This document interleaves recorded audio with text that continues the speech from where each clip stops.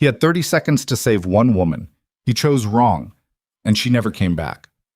This is the story of a mafia king who built an empire with blood and discipline, and lost everything the night he chose desire over devotion. What happens when the most feared man in the city realizes the only person who ever truly loved him is gone? Stay with me until the very end. Hit that like button right now and drop a comment telling me what city you're watching from. I want to see how far this story travels. The night the estate burned, Vincent Moretti was standing in the east corridor with smoke pouring through the ceiling vents and the fire suppression system screaming a flat mechanical wail that had already gone on too long to mean anything good. He had 30 seconds, maybe less. He knew the layout of this house the way a surgeon knows the inside of a chest. Every hallway, every exit, every room sealed behind reinforced doors that his own contractors had installed 3 years ago to keep enemies out. Now those same doors were trapping the heat in, turning the house into a kiln. The East Wing held his private study and the guest suite where Isabella Raines had been sleeping for the past 2 nights. The West Wing held the master bedroom, Elena's bedroom, his wife of 12 years. He stood in that corridor for 4 seconds. He would count them later, in the dark, alone. Before his body made the decision, his mind was still pretending to argue.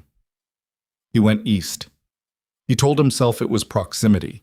He told himself the smoke was thicker toward the west. He told himself a lot of things in those 4 seconds and in every sleepless hour that followed for the next 6 months. None of it held up to the simple, brutal arithmetic of what he had done. He went east. He pulled Isabella out through the service exit while she choked against his shoulder and gripped his jacket with both hands. He got her to the lawn where his men were already pouring out of the perimeter buildings, and he turned back. Too late, moving too slow, his lungs already compromised, and found the West Wing swallowed completely. The room where Elena had been sleeping was empty when they finally got the fire under control. No body, no ash that didn't belong to furniture. Just a room stripped clean by heat, and a window in the far wall that had been opened from the inside. She had gotten herself out, and then she had kept walking. Vincent Moretti had built his organization over 22 years, starting from a territory dispute in the warehouse district of Calverton, a port city that had the permanent smell of diesel fuel and cold water, and the particular kind of desperation that comes from a place that used to be something and slowly figured out it wasn't anymore. He was 19 when he first collected money for the Caruso family. He was 23 when he started keeping some of it. He was 26 when the people he kept it from came to collect, and he sent 2 of them back in conditions that communicated his position very clearly, and one of them not back at all. By 30, he controlled the eastern docks.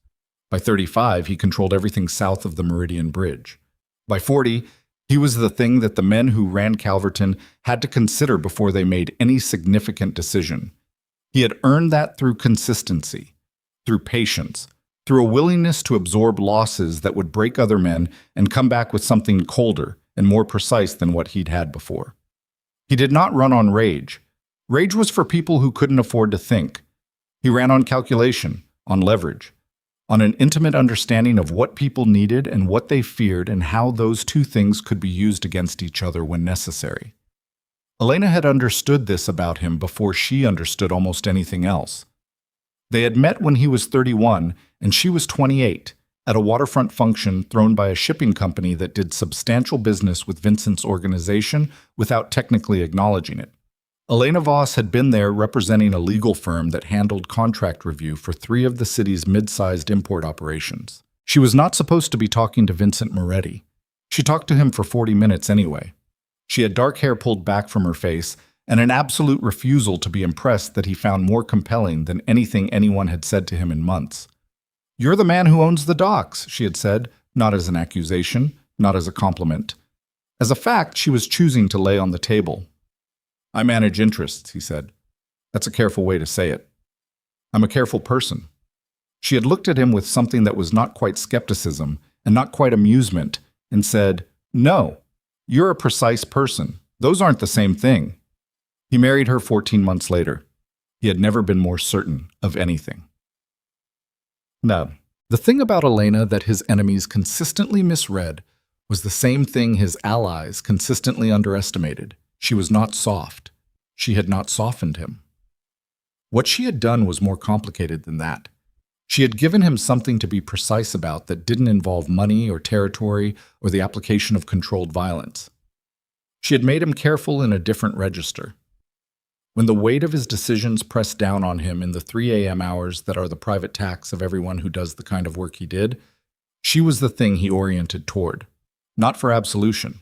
Elena didn't traffic in absolution. She was the fixed point, the thing that didn't move.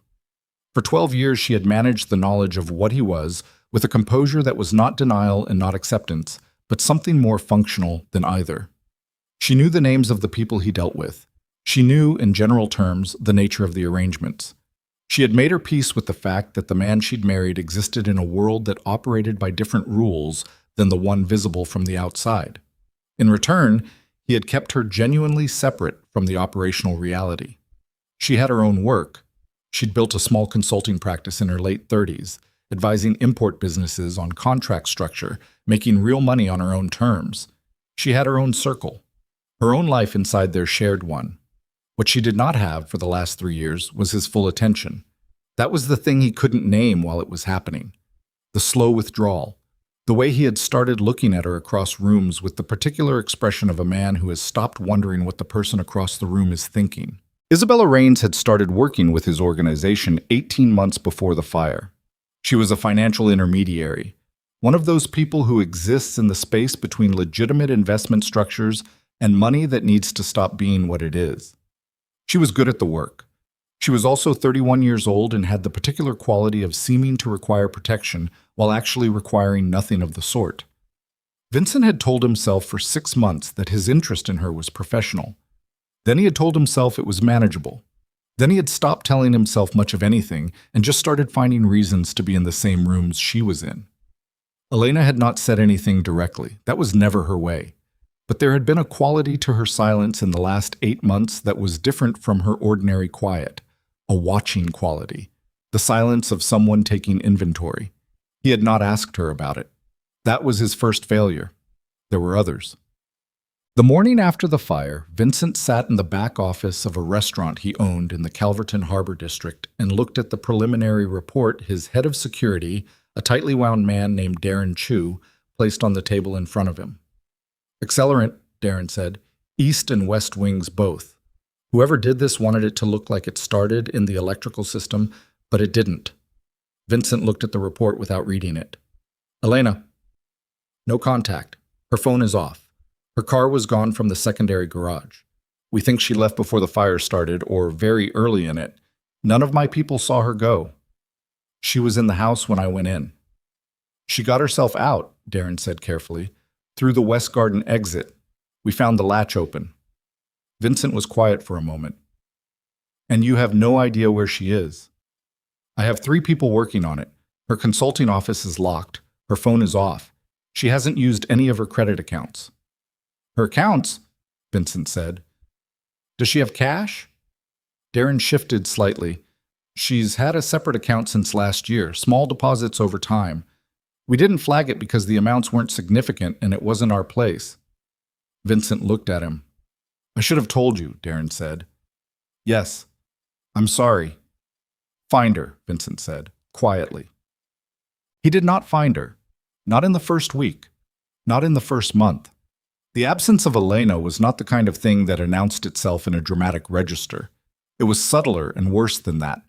It was the removal of a structural element that he hadn't known he was leaning on until the structure started tilting.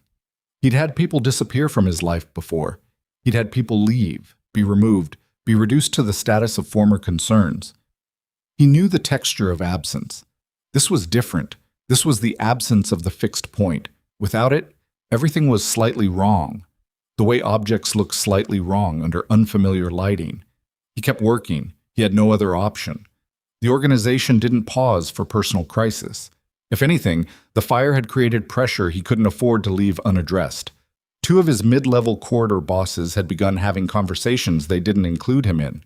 Word had gone around in the Calverton underworld, carefully, as these things always go, that the Moretti operation might be in a period of instability, that it might be a good time to reconsider certain arrangements. Vincent responded to this the way he responded to most challenges, which was to let the information travel until it reached the people who were deciding whether to move on it, and then to address those people in a way that made clear the instability had been a misreading of available data. He was not a violent man by preference. He was a man who understood that violence, applied precisely and without excess, was a communication tool. He communicated twice in the weeks following the fire, and the conversations about instability stopped. But it wasn't enough. He could feel the thing happening, the slow corrosion of authority that comes when the people around you sense something broken at the center. His men were loyal because they'd seen him be right, consistently, over years. Loyalty built on that foundation is durable, but not unconditional. If they started believing that Vincent Moretti's judgment had failed him at a fundamental level, and the fire and Elena's disappearance were starting to read that way to people looking from the outside, it would begin to erode. He met with Isabella twice in the 3 weeks after the fire. The first meeting was practical. She needed to know what had been lost in the estate, which files needed to be reconstructed, what the operational exposure was. The second meeting was harder to define in those terms. She came to his temporary residence, the top floor of a hotel property he owned in the Midtown district, and sat across from him in a chair that was too far from his desk, and looked at him with an expression that contained too many things for him to sort through cleanly. "You should have let me handle my own exit," she said. "You would have died." "Maybe." She looked at her hands. "Or maybe I would have made it out, and Elena wouldn't have needed to. Have you thought about that?" He had thought about exactly that, in the 3 a.m. hours, in the hotel room that smelled like climate-controlled air and not like anything that was his. He didn't answer her. "I'm not going to be the reason you lose your wife," Isabella said. "That's not what I came here for." "I don't know what I came here for, actually, but it wasn't that." "Elena left on her own," Vincent said. "She made a choice." "You made one first." He didn't argue that point because there was no argument available to him that he believed. Isabella left the city 4 weeks after the fire. She told him she was taking a position in another market, working for a different set of financial interests. She said it professionally, in a meeting setting, with Darren present. She did not look at Vincent in any way that acknowledged the particular weight of the conversation they'd had in the hotel room. He appreciated that. He also understood, in a way he couldn't have articulated without embarrassment, that he didn't feel the thing he'd expected to feel about her going. He had put Elena's life in secondary position behind a feeling that had already started cooling before the fire was out. That was the knowledge that sat in him like a stone. He didn't try to dislodge it. He had earned it. 3 months after the fire, Darren came to him with information. They were in the back room of the Harbor restaurant, the same room where they'd sat the morning after, and Darren put a folder on the table and stayed standing because he'd learned over the years that there were certain pieces of information that were better delivered from a standing position so that you could read the room and adapt. "The fire was planned," Darren said. "I know that. You told me that." "I mean planned by someone inside the organization." Darren tapped the folder. "The accelerant was sourced through a supplier we use for cleaning materials in 3 of the warehouse operations. The purchase was made 8 weeks before the fire, using a requisition number that traces back to Marco Folletti's division." Vincent looked at the folder without touching it. Marco Folletti was his logistics coordinator, had been for 7 years, and had the particular quality of people who are deeply trusted because they have been trusted for so long that the original evaluation of their trustworthiness has been replaced by inertia. "Marco doesn't have the standing to do this alone," Vincent said. "No. But he has the standing to do the supply side. Whoever directed this has been careful. Folletti is the only name that comes up anywhere in the sourcing. The rest of the planning, the timing, the staffing, the house that night, the choice to hit both wings, that came from somewhere with more authority and more access to your schedule." Vincent was very still for a moment. "Someone who knew Elena would be in the West Wing," he said. "Yes. And knew Isabella would be in the East Wing." Darren met his eyes. "That's what I'm saying." Vincent looked at the folder on the table. He thought about Elena in the West Wing and the window that had been opened from the inside and the separate cash account that had been building quietly for a year before the fire. He thought about the way she had watched him in the months before. Watching, taking inventory. He thought about 12 years and a fixed point and the 4 seconds he had stood in the corridor. She knew, he said. I don't know that yet, Darren said carefully. What I know is that someone wanted the fire to look like it destroyed the whole family unit. Took out the wife, put pressure on you, maybe put Isabella in a position where she becomes a liability. The goal was destabilization. They came close. They came very close, Vincent said. There's one more thing. Darren pulled a single photograph from the folder and set it on the table. We found this in Folletti's financial records. Payment made 2 months before the fire to a private investigations firm. The firm specializes in surveillance. Specifically, Darren paused for a fraction of a second, specifically in documenting the movements of subjects who don't know they're being documented. Vincent looked at the photograph. It was a printed still from surveillance footage. The image showed a woman with dark hair, her face turned 3/4 away from the camera. She was sitting in a coffee shop he didn't recognize, in a city he couldn't immediately place from the background, across a table from a man Vincent had never seen before.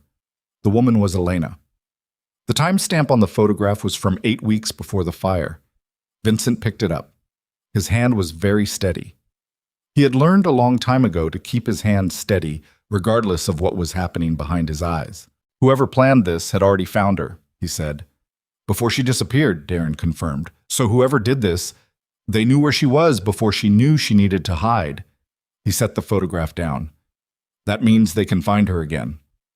The silence in the back room of the Harbor restaurant had a specific quality then. The quality of a clock that everyone in the room can hear but no one is looking at.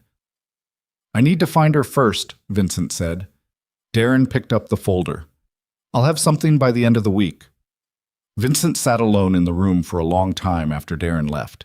He looked at the photograph of his wife in a coffee shop in a city he didn't recognize, talking to a man he didn't know, 8 weeks before someone tried to kill her in his house. He looked at the way she was sitting, straight-backed, hands visible on the table, her face angled slightly downward in that characteristic way she had when she was choosing her words with the precision she'd applied to contract language for 15 years. She had not known, he thought. She had been taking inventory, yes. She had been preparing to leave, yes. The cash account was proof of that. But she had not been a part of what happened. She was not that. He knew her. Whatever else he had failed to do in the last 3 years, he knew her. She was somewhere alone in a city he didn't recognize, with people who knew her location before she knew she needed one. And the only thing between her and whatever this betrayal had planned for its second act was the speed at which Vincent Moretti could correct the most catastrophic mistake of his life. He put on his jacket. He went to find his wife. Outside the restaurant, the Calverton Harbor smelled like diesel fuel and cold water, and the lights on the bridge threw long yellow lines across the surface of the water. And the city went on the way cities do, indifferent, enormous, full of the machinery of other people's lives grinding forward regardless of whatever was breaking apart in the spaces between. Vincent Moretti walked to his car. He had work to do. But somewhere in the walk from the back room to the street, in the cold air coming off the water, something had shifted in the machinery of how he understood himself. It was not dramatic. It did not announce itself. It was the kind of shift that happens when a load-bearing assumption gives way quietly in the dark. You don't hear it fall, but the next morning the ceiling is a different height. He had built his organization on the premise that he was a man who did not make catastrophic errors of judgment. He had believed this because it had been, by most measurable standards, true. He had been wrong in small ways over the years, and he had corrected those wrongs with discipline and patience and the steady application of better information. He had never, until the corridor, made a wrong choice at the level that rewrites the structure. He got into the car. Darren's driver took the harbor route north. Vincent looked at the photograph again in the orange light coming through the window. Elena, 3/4 turned, hands on the table, choosing her words. He did not know yet what he would say to her when he found her. He had never, in 12 years of marriage, been at a loss for what to say to Elena Voss. He had never been in this position.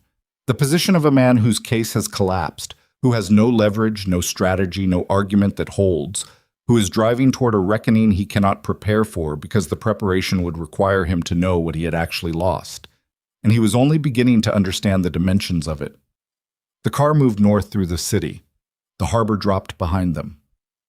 Vincent Moretti rode in the back of the car, and held the photograph of his wife and said nothing, and the engine hummed and the city slid past the windows, and somewhere ahead of them was the person he had oriented his life toward for 12 years, and she was in danger, and she was gone. And the distance between those two facts was the corridor he had stood in for 4 seconds while the house burned, and he had chosen east, and now he was going to have to live in the arithmetic of that choice for whatever came next. Whatever came next. The car took the ramp onto the Meridian Bridge. Below them, the water was black and moving. The city fell away behind them, and the road opened up ahead, and the driver pushed north through the dark, and Vincent Moretti sat with his hands in his lap and the photograph face down on the seat beside him, and he breathed, and he did not look at it again, and he did not sleep, and he thought about 12 years and 4 seconds, and the particular quality of a silence that is heavier than any threat. He thought about Elena's voice saying, "No, you're a precise person, those aren't the same thing."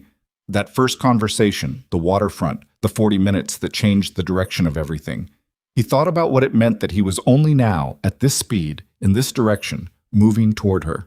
And somewhere out in the dark, in a city he didn't know yet, Elena Voss was living a life she had built on her own terms, from the cash she had saved in increments over a year, in the particular quiet of a person who has stopped waiting for the world they believed in to come back, and has started building a different one from whatever materials are available.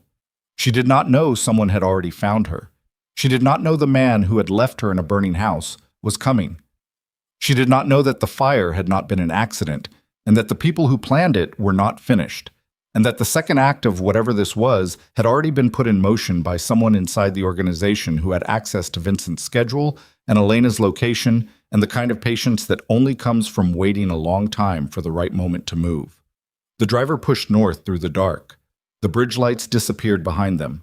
The road was long and the night was cold, and whatever was coming was already in motion, already moving toward the convergence that neither Vincent nor Elena had chosen, but that both of them were going to have to stand in the middle of when it arrived. The photograph lay face down on the seat. The car drove on. Darren found the city in 4 days. It was called Harwick, mid-sized, inland, the kind of place that exists between more important places and has made a quiet industry of being easy to overlook. 3 hours north of Calverton by road. 9 hours if you took the coast route, which was slower and more expensive, and the choice of people who didn't want to be tracked through toll systems. Darren's people had traced Elena through a series of absences rather than presences. No credit, no phone registration, no lease in her name, until the absences themselves formed a shape that pointed at Harwick, and then a careful canvass of the city's small business licensing records turned up a consultancy registered under the name E. Voss Carter, operating out of a commercial suite on the 4th floor of a building on Aldrin Street. She had used her mother's maiden name as a suffix, Carter. It was the kind of detail that told Vincent something he wasn't sure he wanted to know, that she had planned this carefully enough to use a name that was real and traceable to her if you knew where to look, but invisible to anyone running a standard search for Elena Voss. She had not tried to disappear completely. She had tried to be findable only by someone who already knew her well enough to know where to look. He wasn't sure if that was for him or for herself. He drove to Harwick alone. He told Darren he was going alone, and Darren looked at him with the expression of a man who has learned that some arguments are not available to him and said he would have 2 people in the city within the hour. Vincent said no. Darren said he understood and made a call anyway, and Vincent knew he made the call and did not tell him not to, because he wasn't entirely without sense. The drive took 3 hours and 20 minutes. He did not listen to music. He did not make calls. He drove and thought about what he was going to say and arrived at Harwick with nothing prepared, which was the most honest position available to him. He found the building on Aldrin Street at 10:40 in the morning. He sat in the car across the street for 11 minutes. He was aware of doing this and aware of what it meant. That he was, for perhaps the first time in his adult life, genuinely afraid of walking through a door, not afraid of what was behind it in terms of threat, afraid of what he had earned the right to find there. He got out of the car. The building lobby had a directory board with plastic letters. E. Voss Carter. Consulting Suite 412.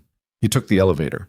The hallway on the 4th floor smelled like carpet cleaner and the particular neutral smell of offices that are functional rather than impressive.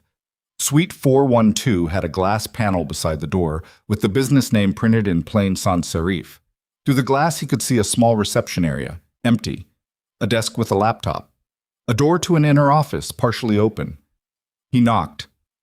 Nothing for a moment, then movement behind the inner office door. Then Elena came through it and stopped. She was wearing dark slacks and a gray blouse, and her hair was shorter than he'd ever seen it, cut to her jaw, and she was holding a coffee mug in her right hand, and she did not drop it. That was the first thing he registered. She looked at him, and her face went through something fast and complex. Not shock, not the shock of someone who didn't expect this, but something more like the recognition of an event that had been anticipated so long it had taken on the quality of abstract dread, and now it was standing in her doorway in a jacket that smelled like 3 hours in a car, and the abstraction was over. "You should have called," she said. "You don't have a number I can reach." That was intentional. She set the coffee mug on the reception desk. She did not move toward him or away from him. "How did you find me?" "Darren." "Of course." She exhaled through her nose. "Come in, then." What? The inner office was small and clean and held a desk, 2 chairs, a filing cabinet, and a window that looked out over Aldrin Street. No personal photographs. A small plant on the windowsill that was doing well, which told him she had been here long enough to keep something alive. She sat behind the desk. He took the chair across from it, and the desk between them was not accidental. "You look tired," she said. "I've had a difficult few months. I know. Not sympathy, just acknowledgement." "What do you want, Vincent?" "To know you're safe." "I'm safe." "To talk." "We're talking." He looked at her. She looked back. 12 years in a desk between them, and the quality of light coming through the Harwick window was thin and northern and made everything look like the evidence of something rather than the thing itself. "Elena, don't." Her voice was level. Not angry. Level was worse. "Don't start with my name like that, like you're opening a negotiation." "I'm not negotiating." "Then what are you doing?" He didn't answer immediately.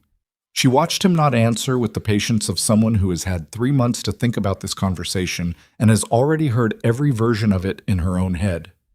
"I made a choice," he said finally. "Yes. And I've had 3 months to understand what that choice actually was." "What was it?" "It wasn't about the fire," he said. "It wasn't about the seconds. It was about everything that came before the fire. The fire just made it visible." Elena looked at him for a long moment. Something moved in her expression, not softening, but a kind of recalibration, like she had expected a different argument and was adjusting to the one she'd actually gotten. "That's more honest than I thought you'd be," she said. "I've been working on it. For 3 months." "Yes." "Vincent." She picked up a pen from the desk, not to write anything, just to have something in her hand. "You showing up here doesn't fix the thing you just described. You know that. I'm not here because I think it fixes it." "Then why are you here?" "Because someone planned the fire," he said, "from inside the organization, and they knew where you were before you left, before the fire." The pen stopped moving. "What?" 8 weeks before the fire, a surveillance firm was paid to document your movements, paid by someone in my organization through Marco Folletti's supply accounts." He held her eyes. "There's a photograph of you in a coffee shop, somewhere in this city, I think, based on what's in the background. Meeting with a man I don't know." Elena's face had changed. Not fear exactly. The particular stillness of someone absorbing information that rearranges their understanding of their own recent history. "That was my attorney," she said quietly. "I was setting up the business structure. The LLC, the registration." She set the pen down. "Someone photographed that?" "Yes." "Before I left?" "Yes." She was quiet for several seconds. Outside on Aldrin Street, a truck moved past, and the sound of it filled the office and faded. "So they know where I am," she said. "I don't know if they've updated the surveillance, but the capacity exists. And you're here to tell me this." "I'm here because I need to understand who did this before they use the information they have, and because I wasn't going to send someone else." She looked at him with an expression that was impossible to cleanly categorize. It had anger in it, and something that was not quite gratitude but was adjacent to it, and beneath both of those things, a layer of exhaustion that was the specific exhaustion of a person who has been trying to live a clean, quiet life and keeps having the material of the old one wash up on the shore. "You need my help," she said. "I need what you know about the man in the photograph, and anything else from those weeks before the fire that seemed off to you at the time." "Off?" She laughed, short and without humor. "Vincent, the whole year was off." "I know. You were—" She stopped, started again. "You were not present. For a long time before the fire, you were not present. And I adapted to that because I am very good at adapting. And at some point, adapting stopped being sustainable and I started planning. The cash account, the business structure. This, she gestured at the office. I was leaving. You know that." "Yes." "And then the fire happened, and I found out that leaving was going to happen on someone else's schedule, not mine." Her voice had an edge now, not raised, edged. "I climbed out of a window in my own house because the alternative was waiting in a burning room for a man who was somewhere else." Vincent absorbed that. He had known this was coming. Knowing didn't blunt it. "I know," he said. "You know," she repeated. "Okay. I don't have an argument, Elena. I have an explanation, and it's not a good one, and I'm not going to dress it up." "Don't then." "The man in the photograph. His name, if you have it." She looked at him for a moment longer. Then she opened the filing cabinet beside the desk and removed a folder and set it on the desk between them. "His name is Daniel Croft," she said. "He's a contract attorney who specializes in small business formation for clients who want to keep a low profile. He was referred to me by a woman I used to work with at Aldrin and Park. He was professional and careful, and I used him because I needed someone who wouldn't connect my new structure back to anything with your name on it." She pushed the folder toward him. "This is everything he sent me: incorporation documents, registration, the operating agreement for the LLC. Vincent picked up the folder, flipped through the first few pages.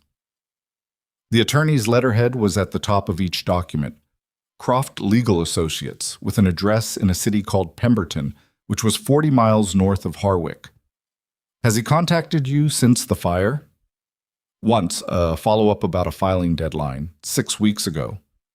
"Nothing unusual in that contact?" "No."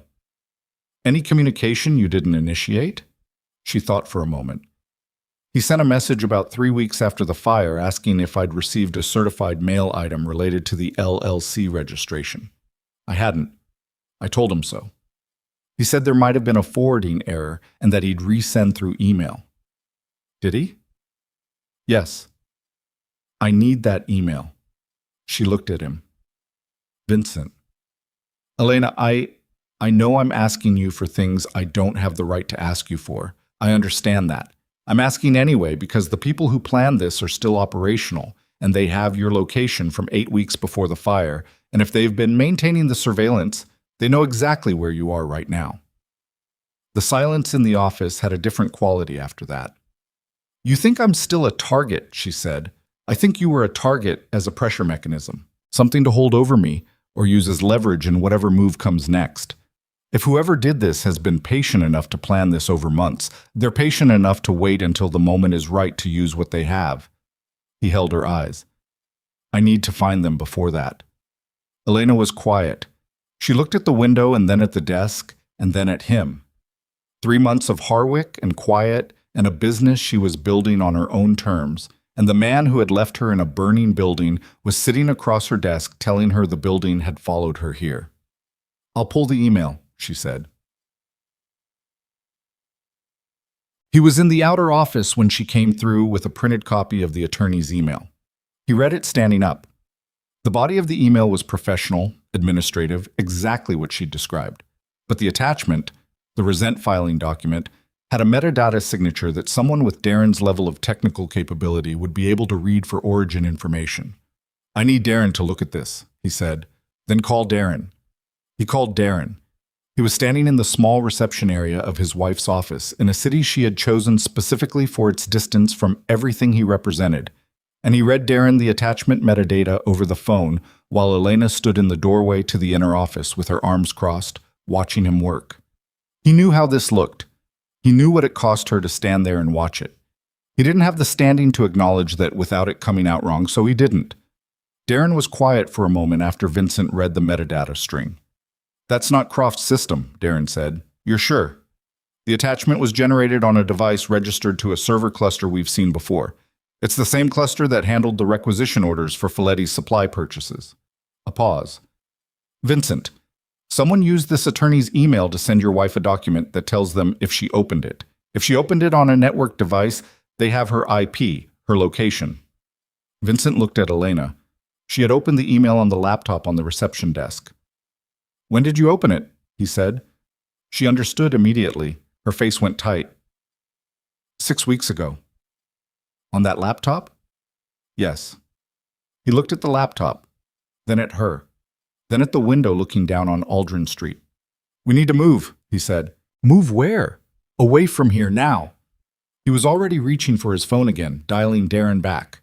"How long to get 2 cars to Aldrin Street in Harwick?" Darren's voice came back flat and fast. 40 minutes. "Make it 30. He ended the call.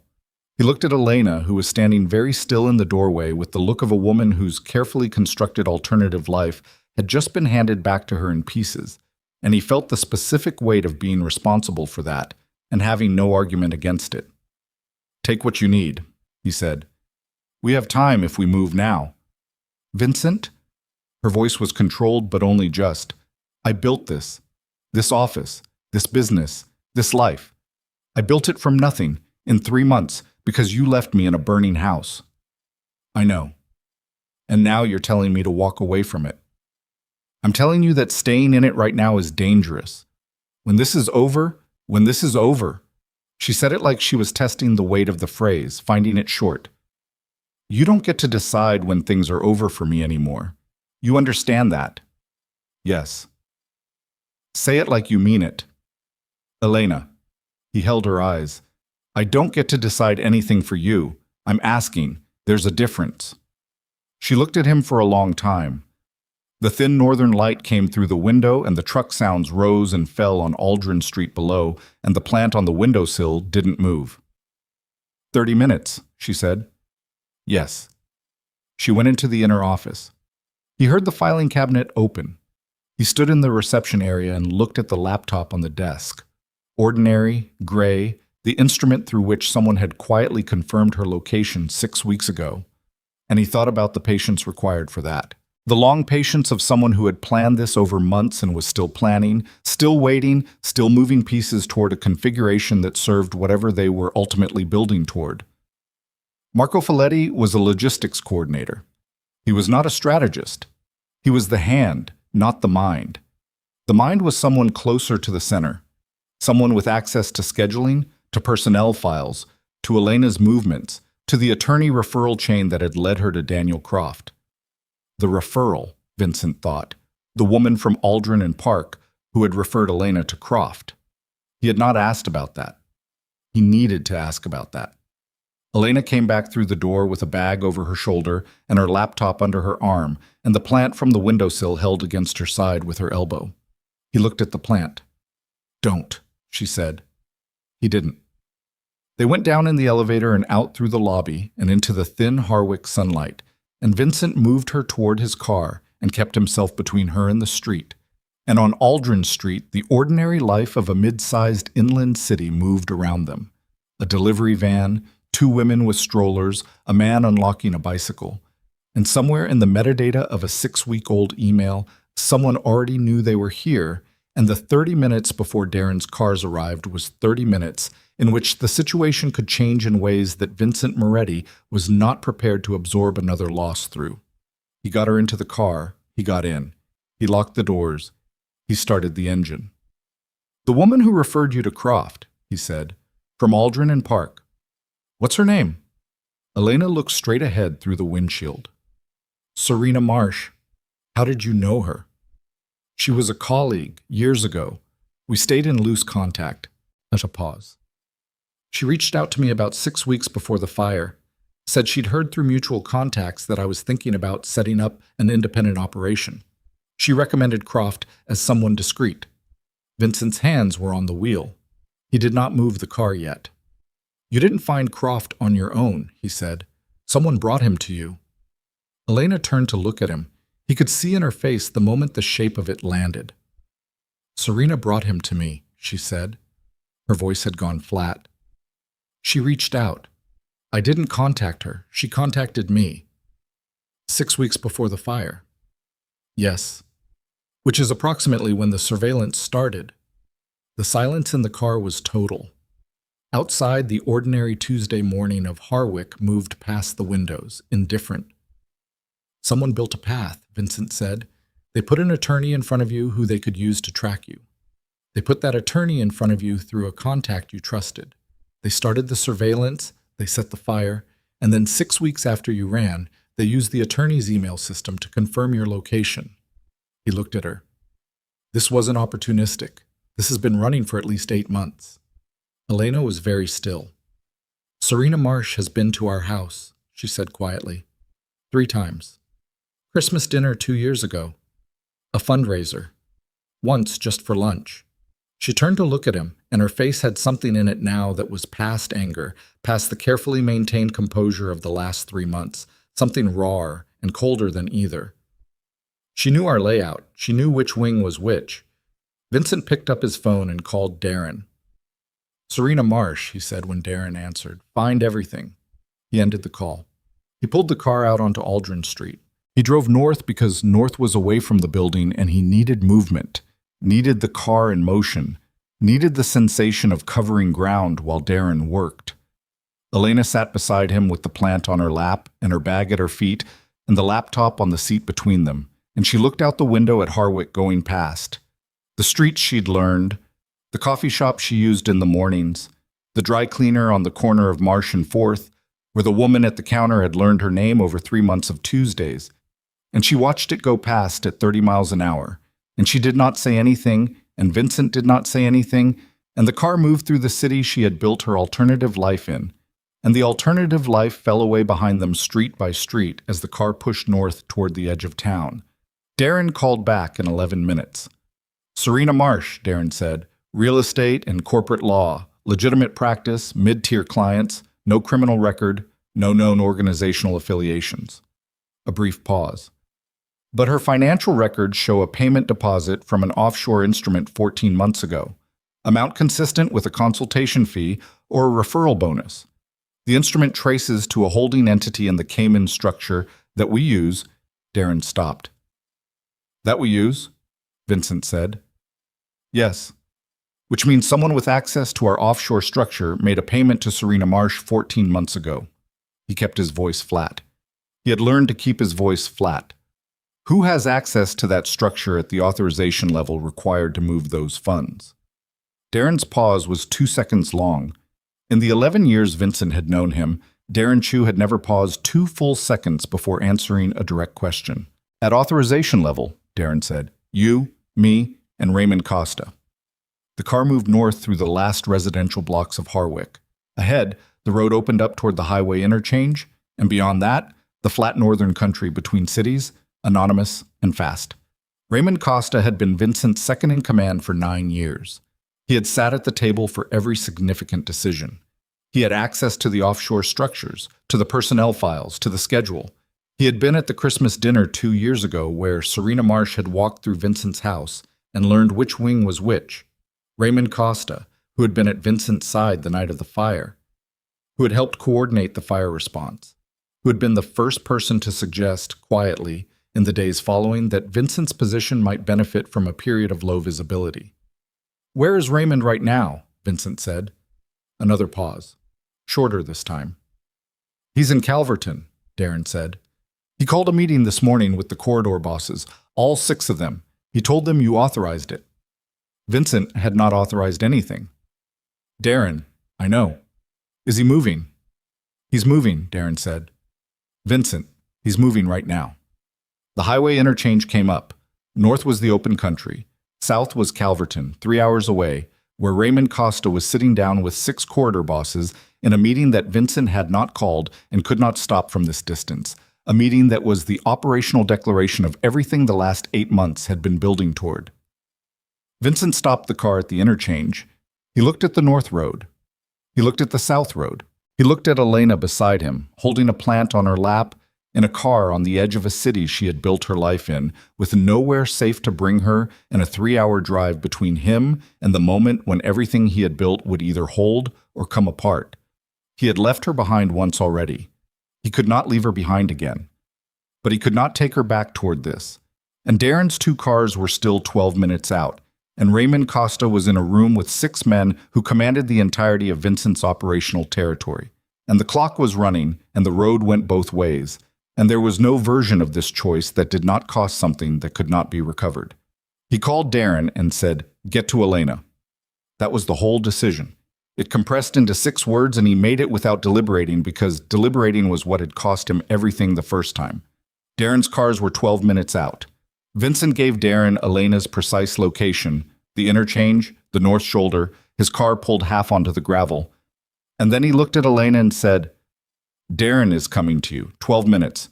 You stay in this car with the doors locked until you see his face through the glass. Nobody else." Elena looked at him. "You're going back." "Yes." "To Calverton." "Yes." She was quiet for a moment, not the quiet of someone who had nothing to say, the quiet of someone choosing which of the available things to say. "If Raymond has already moved," she said, "you're driving into it alone. I have people in the city. People who may already be sitting in that room with him." He didn't answer that because she was right, and answering it wouldn't change the arithmetic. "Vincent." She said his name the way she used to say it when he was doing something she considered tactically unsound, which was different from the way she'd been saying it for the last 3 months. More direct, less distance in it. "You can't walk into Calverton without knowing who's still yours." "I'll know when I get there." "That's not a plan." "No," he said. "It's not." He got out of the car. He came around to the driver's side window, and she had already lowered it, sitting in the driver's seat now, her hands on the wheel of a car she hadn't driven in 3 months, the plant still somehow on her lap. "When Darren gets here," Vincent said, "tell him everything about Serena Marsh, the referral, the timeline, the contact before the fire. He'll know what to do with it." "And you?" "I'll call when I have something to call about." She looked at him through the open window. The thin northern light was still doing its thing, making everything look like evidence. And her hair was short, and her face was the face of a woman who had rebuilt herself from nothing in 3 months and was watching the ruins of the old life come up the road toward her again. "Don't get killed," she said. "That's not the plan either." He flagged a car on the highway. It took 4 minutes. A commercial vehicle heading south, a man in his 50s who took one look at Vincent's jacket and the quality of his stillness and decided not to ask questions. And he rode in the passenger seat of a stranger's truck back toward Calverton with his phone in his hand and the knowledge that Raymond Costa had a 3-hour head start. He called 3 people on the drive down. The first was a man named Teo Garza, who ran the southern waterfront operations and had been with Vincent's organization for 14 years. Teo picked up on the second ring and said, "Where are you?" before Vincent could say anything. 3 hours out," Vincent said. "Tell me about this morning." "Raymond called a sit-down, said you authorized it. I went because I thought you authorized it." Teo's voice had a particular flatness that meant he was managing something. "When we got there, he had Folletti with him, and 2 men I didn't recognize." "Describe them." Teo described them. Vincent didn't recognize the names, but the descriptions. The build, the manner, the way they stood, matched the profile of freelance operational people. Not from Calverton, from somewhere else, brought in specifically. "What did Raymond say in the meeting?" "He said the organization needed a period of unified leadership while you were dealing with a personal situation. He said he had authorization from you to act in an executive capacity until further notice." A pause. "Vincent, 3 of the corridor bosses accepted that. The other 3 walked out, Lenny Cass and the Harmon brothers." Lenny Cass ran the bridge district. The Harmon brothers ran the commercial port. Together they controlled the 2 most cash-productive territories in Vincent's operation.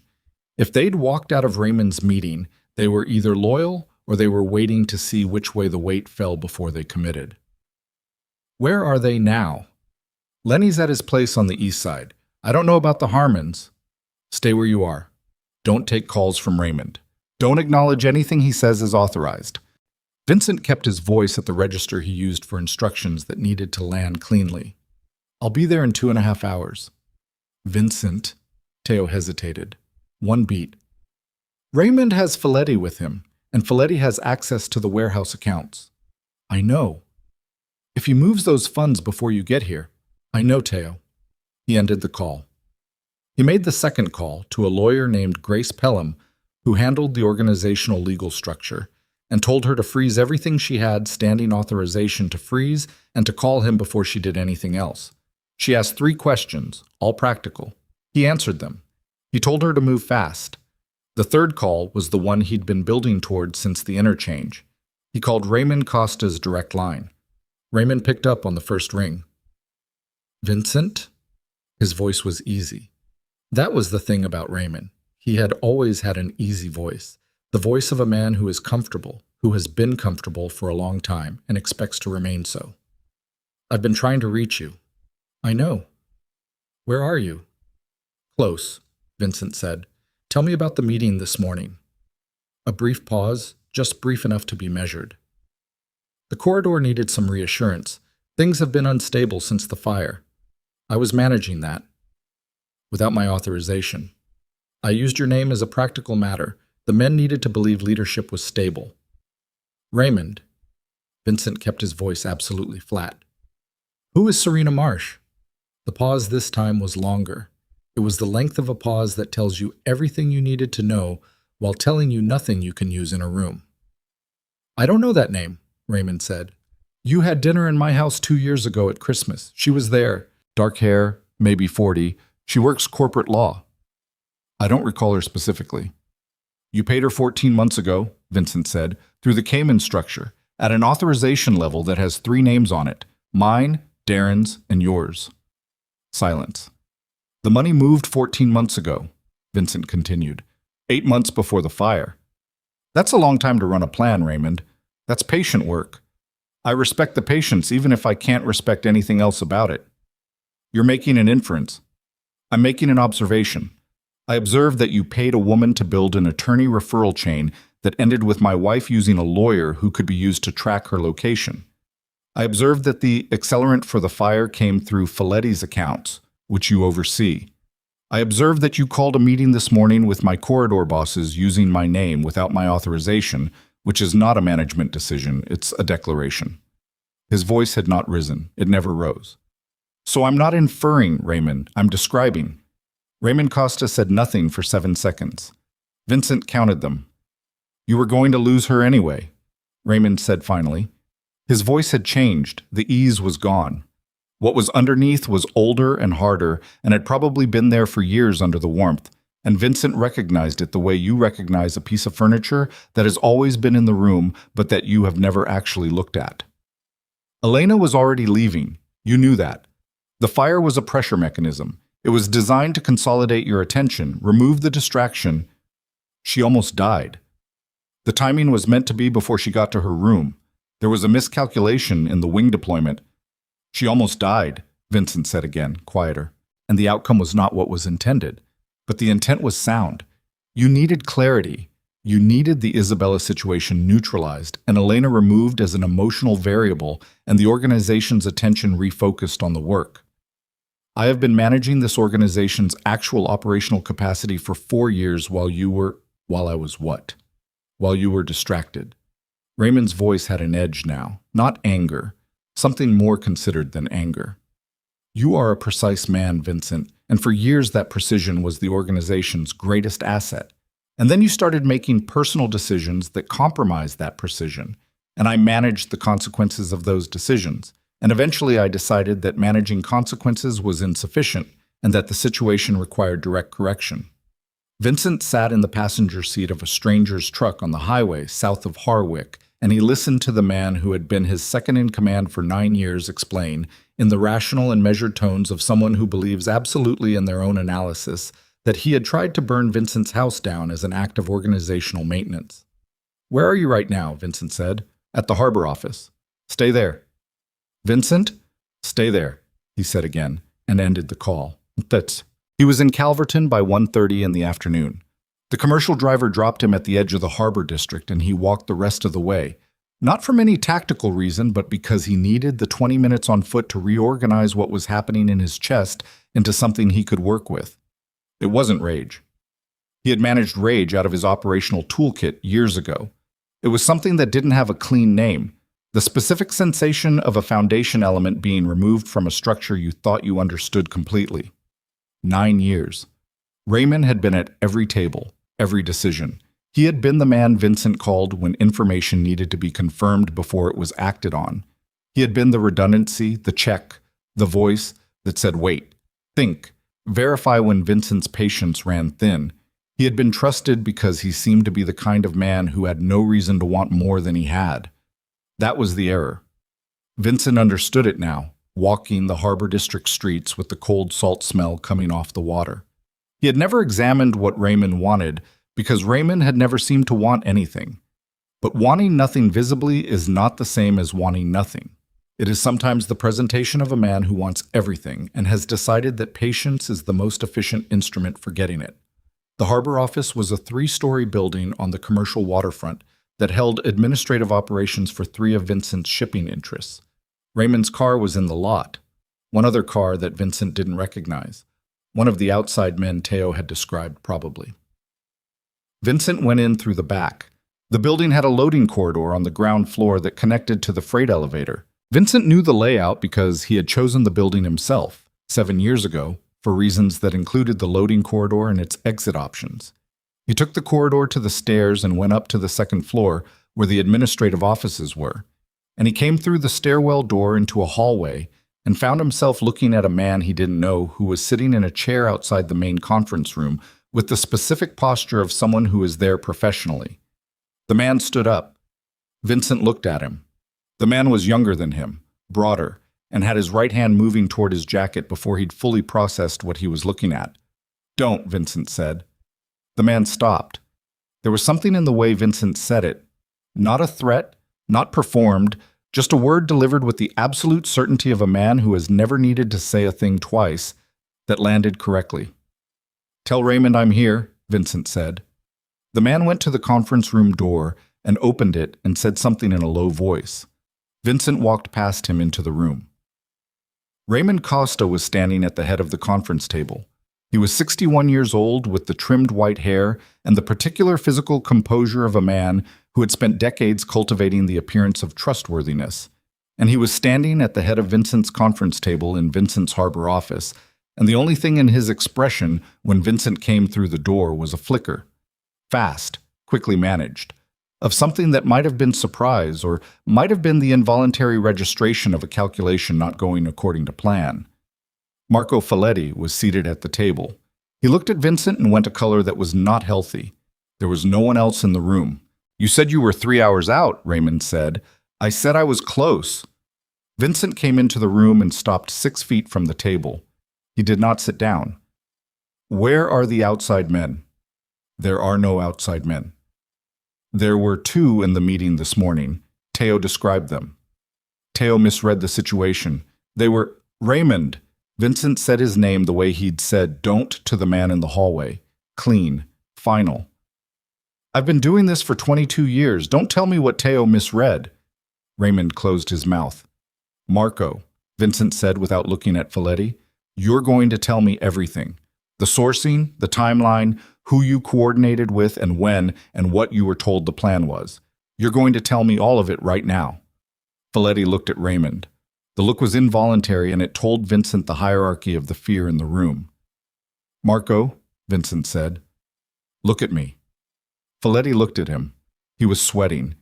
He was a man who had been used as a logistical instrument in a plan that had now arrived at the stage where the instrument gets to learn what it costs to be useful to the wrong person.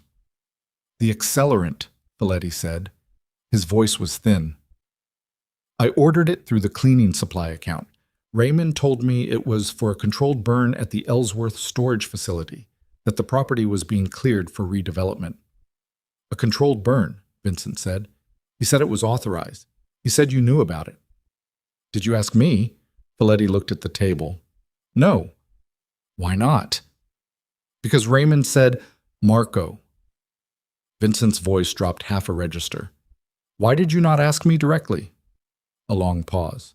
Folletti's hands were flat on the table surface, and his jaw was working slightly, the way jaws work when a person is trying to find a version of the truth that is less costly than the full version. Because he told me the burn was in the main estate, Folletti said, and that Mrs. Moretti was meant to be in the West Wing. He stopped. The room was completely silent. He told you Elena would be in the house, Vincent said. He said it was an arrangement, that you and Mrs. Moretti had an agreement, that she knew, that the plan was for her to be, Folletti's voice dropped to almost nothing, to be found, in the fire, and that she had agreed to this as part of a settlement, that you were restructuring and she had agreed to die, Vincent said. He told you Elena had agreed to die in the fire as part of a financial settlement. Folletti said nothing. His silence was its own answer. Vincent turned and looked at Raymond Costa, and this was the moment he had been walking toward since the interchange north of Harwick, since the truck south through the flat country, since the harbor streets, and what he felt was not what he had expected to feel. He had expected rage. He had managed rage out of his toolkit because rage was imprecise, and what he felt instead was something that was worse than rage and more durable. It was the cold, complete knowledge of having been understood and used by someone who had studied him long enough to know exactly where the gaps were. Raymond had known about Isabella because Raymond had been watching. Raymond had known that Elena was preparing to leave because Raymond had been watching. Raymond had built a plan that used Vincent's own failures as load-bearing elements, the distraction, the withdrawal, the 4 seconds in the corridor, and had constructed around those failures a structure designed to transfer Vincent's organization to Raymond's control through the mechanism of Vincent's own worst decisions. He had tried to kill Elena and make it look like an arrangement, and if Elena had died in that fire, in that room, and the official story had been a settlement, the kind of quiet arrangement that happens in the world Vincent operated in, where people sometimes agree to disappear for the right number, who would have questioned it? Who would have looked past the story that Raymond Costa, trusted second in command, would have provided? You needed her to actually die, Vincent said. He was not speaking loudly. He was barely speaking at all. Because if she survived and she talked, the story collapsed. Raymond said nothing. And I chose the wrong wing, Vincent said, and she got out, and the story collapsed anyway, but slowly, because she ran instead of coming forward, because she thought she was just leaving a bad marriage, not escaping a murder. He looked at Raymond with complete clarity. You didn't count on her being the kind of person who rebuilds and goes quiet. You expected her to surface, to make noise, and when she didn't, you used the attorney to find her so you could finish it. Raymond's expression had settled into something that was almost professional. The look of a man who has been discovered and has decided that the discovery changes the tactical situation, but not the essential position. You were not going to hold this together, Raymond said. You need to understand that, not because of any failure of yours specifically, but because the model requires a kind of consistency you had stopped being capable of. The organization needed to evolve past the point where one man's personal life could destabilize it. That is not a personal indictment. It is an operational analysis. You tried to kill my wife, Vincent said. I tried to simplify a complicated situation. She was in that room. And she got out, Raymond said, which was not in the plan, which is why we're here. Vincent looked at him for a long moment. He looked at the white hair and the composed expression and the hands resting on the table with the specific relaxation of a man who has decided that whatever happens next, he has already survived the most important part. He looked at 9 years laid out behind Raymond Costa like a road Vincent had driven on without ever examining what was under it. Darren is arresting Serena Marsh right now, Vincent said. She will tell him everything. Your name will be on all of it. Something moved in Raymond's face. Very small. The recalibration of a man whose timeline has just been compressed. And the corridor bosses who stayed in the room with you this morning, Vincent continued, are going to be given a choice about what they knew and when. Most of them will choose correctly. He picked up his phone and dialed without looking away from Raymond. When Teo answered, he said, Harbor office, second floor conference room. Bring Lenny, if he'll come. Then he ended the call and looked at Raymond Costa and said, Sit down. Raymond sat. He sat the way a man sits when the sitting is already a concession, slowly and with the deliberate posture of someone refusing to let the act mean what it means. Folletti had not moved. Folletti looked like a man who had been holding his breath for 40 minutes and was beginning to understand that he might be allowed to exhale, contingent. Vincent stood at the head of his own conference table and waited for Teo, and the cold came off the harbor through the building walls. And below them on the waterfront, the ordinary commerce of the docks continued. Cranes, containers, the mechanical industry of moving things from one place to another, indifferent, as always, to the particular human disasters taking place at the level above it. His phone rang. Darren. Marsh, Darren said. She's talking. What's she saying? She says she was paid to make a referral. She says she didn't know what the referral was for. She thought it was business development work. But she's saying something else. A pause. She says the man who contacted her about making the referral to Elena, it wasn't Raymond. Vincent was still. It wasn't Raymond, he said. She describes someone younger. She has a name. She says his name is Paul Moretti.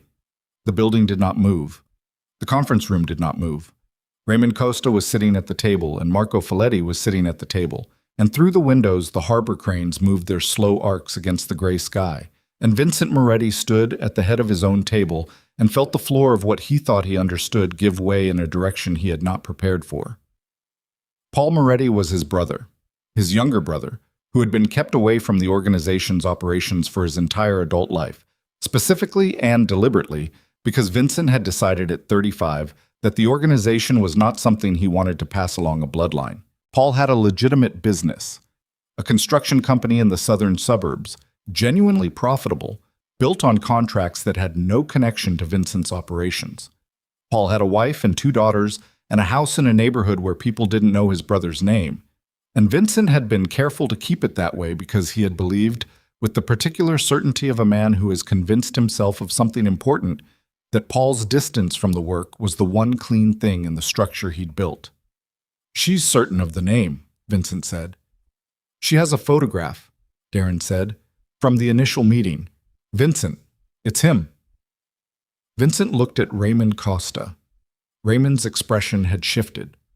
The professional composure was still there, but something underneath it had changed, a quality of watchfulness, as though he was recalibrating in real time, reassessing what Vincent knew and what it meant for the configuration of the thing they were both now standing inside. You knew about Paul, Vincent said. Raymond said nothing. You knew, and you didn't tell me because Paul knowing is what made the plan viable. He has the family access, the access to things that don't go through the organizational structure, the access that lets you build a plan that doesn't trace back cleanly to you. Vincent's voice was very quiet. Paul runs point on the external relationships. You run the internal mechanics, and Marco provides the logistics without understanding what he's providing them for. He looked at all 3 of them in sequence. Folletti, who was devastated. Raymond, who was contained, and the space where the third part of this was. The part that was not in the room, the part that was in a southern suburb with a wife and 2 daughters and a construction company that had no connection to anything. It was a 3-part structure, and I only had 2 of the parts. His phone was still in his hand. Darren was still on the line. Where is Paul right now? Vincent said. Darren's answer came back in the flat, careful tone of someone delivering information that they know will not be received well. He's at the harbor, Vincent. He's been in the building for the last 20 minutes. He came in through the freight entrance. Vincent turned toward the conference room door. It opened before he reached it. Paul Moretti was 44 years old and had his brother's build and none of his brother's stillness. He had always been the one who moved, who talked with his hands, who filled a room with his physical presence in the way of men who have learned to use their size as a social instrument. He came through the door, and he stopped when he saw Vincent, and his face did the thing that Raymond's had not done. It went completely unguarded for 1 full second, the expression of a man who had prepared for every version of this, except the version where his brother was already in the room. Then the guard came back up. It came up slowly, which was worse than if it had been fast. Vincent, Paul said. Close the door, Vincent said. Paul closed the door. He did not move further into the room. He stood with his back to the closed door and his hands at his sides and looked at his brother with the expression of a man who is deciding in real time what version of himself to be. Serena Marsh, Vincent said. Paul's jaw tightened. She has a photograph, Vincent said, and she's talking to Darren right now. She doesn't know enough to. She knows your name. She knows your face. She knows the meeting. Vincent took 3 steps toward his brother and stopped. Tell me why. Vincent, tell me why, Paul. Paul looked at him. The hands at his sides were not quite still. The left one had a tension in it, the fingers slightly separated, the particular tension of a hand that wants to do something and has been told not to. He looked at his brother and Vincent looked at him. And 12 years of careful separation, of construction companies and suburban houses and daughters who didn't know their uncle's real name, collapsed into the 7 feet of conference room floor between them. Because you were never going to give it up, Paul said. That's why. Because I asked you. 10 years ago I asked you to think about what came after this, what happened when you were done, and you said you weren't going to be done. And I watched you build something that was going to consume everything around it forever. And Elena was always going to be collateral to that, and you decided to make her collateral faster, Vincent said. I decided to end it, to take the organization through Raymond and run it for 5 years, and then dismantle it cleanly and move the legitimate assets into... She was in the house, Paul. Paul stopped. She was in the house, Vincent said again. You knew the layout. You sat at my Christmas dinner and you knew which room she slept in and you put the fire in both wings. The timing was, she climbed out a window, Vincent said. If she hadn't woken up when she did, if the smoke had been thicker, if the window had been stuck, he looked at his brother. You know what would have happened. Paul's face had something in it that was not quite what Vincent had expected. It was not the face of a man who had not thought about this. It was the face of a man who had thought about it too much, and had arrived at a place where the thinking had become a kind of architecture, a structure built to keep the knowledge at a specific distance so it remained manageable. He had thought about Elena in the window, and he had kept the thought at the exact distance required to continue being the man who had made the choice to put her there. Vincent had done something similar, he knew. He had kept the thought of the corridor at a specific distance. He had no standing to claim that his brother's capacity for self-management was worse than his own. That knowledge did not make it better. It made it worse in a different way. I need you to tell Darren everything, Vincent said. All of it. The full timeline, every person involved, every account that was used. All of it. And then what? And then we figure out what's left. Vincent, there's nothing else to say right now, Paul. Vincent's voice was level, and it cost him more to keep it level in this moment than in any previous moment he could recall. There is nothing else to say. He walked to the window. Below him, the harbor moved. The cranes, the containers, the cold water carrying the light in broken pieces. His empire, or what was left of it. His brother standing at the door of his conference room, having built an 8-month plan to take it, and having almost killed Elena in the construction. His phone buzzed. A message from Darren. Elena is with me. She's safe. He looked at the message. He looked at the harbor. He looked at the reflection of his own face in the window glass. Tired, older than he remembered being, a face that had made a lot of decisions and was beginning to understand the accumulated cost of them. He turned back to the room. Raymond, Folletti, his brother. 3 men who had used his failures as building materials. He was going to have to make a choice now. That was not like the choice in the corridor. The choice in the corridor had been made in 4 seconds by a man who didn't know he was making it.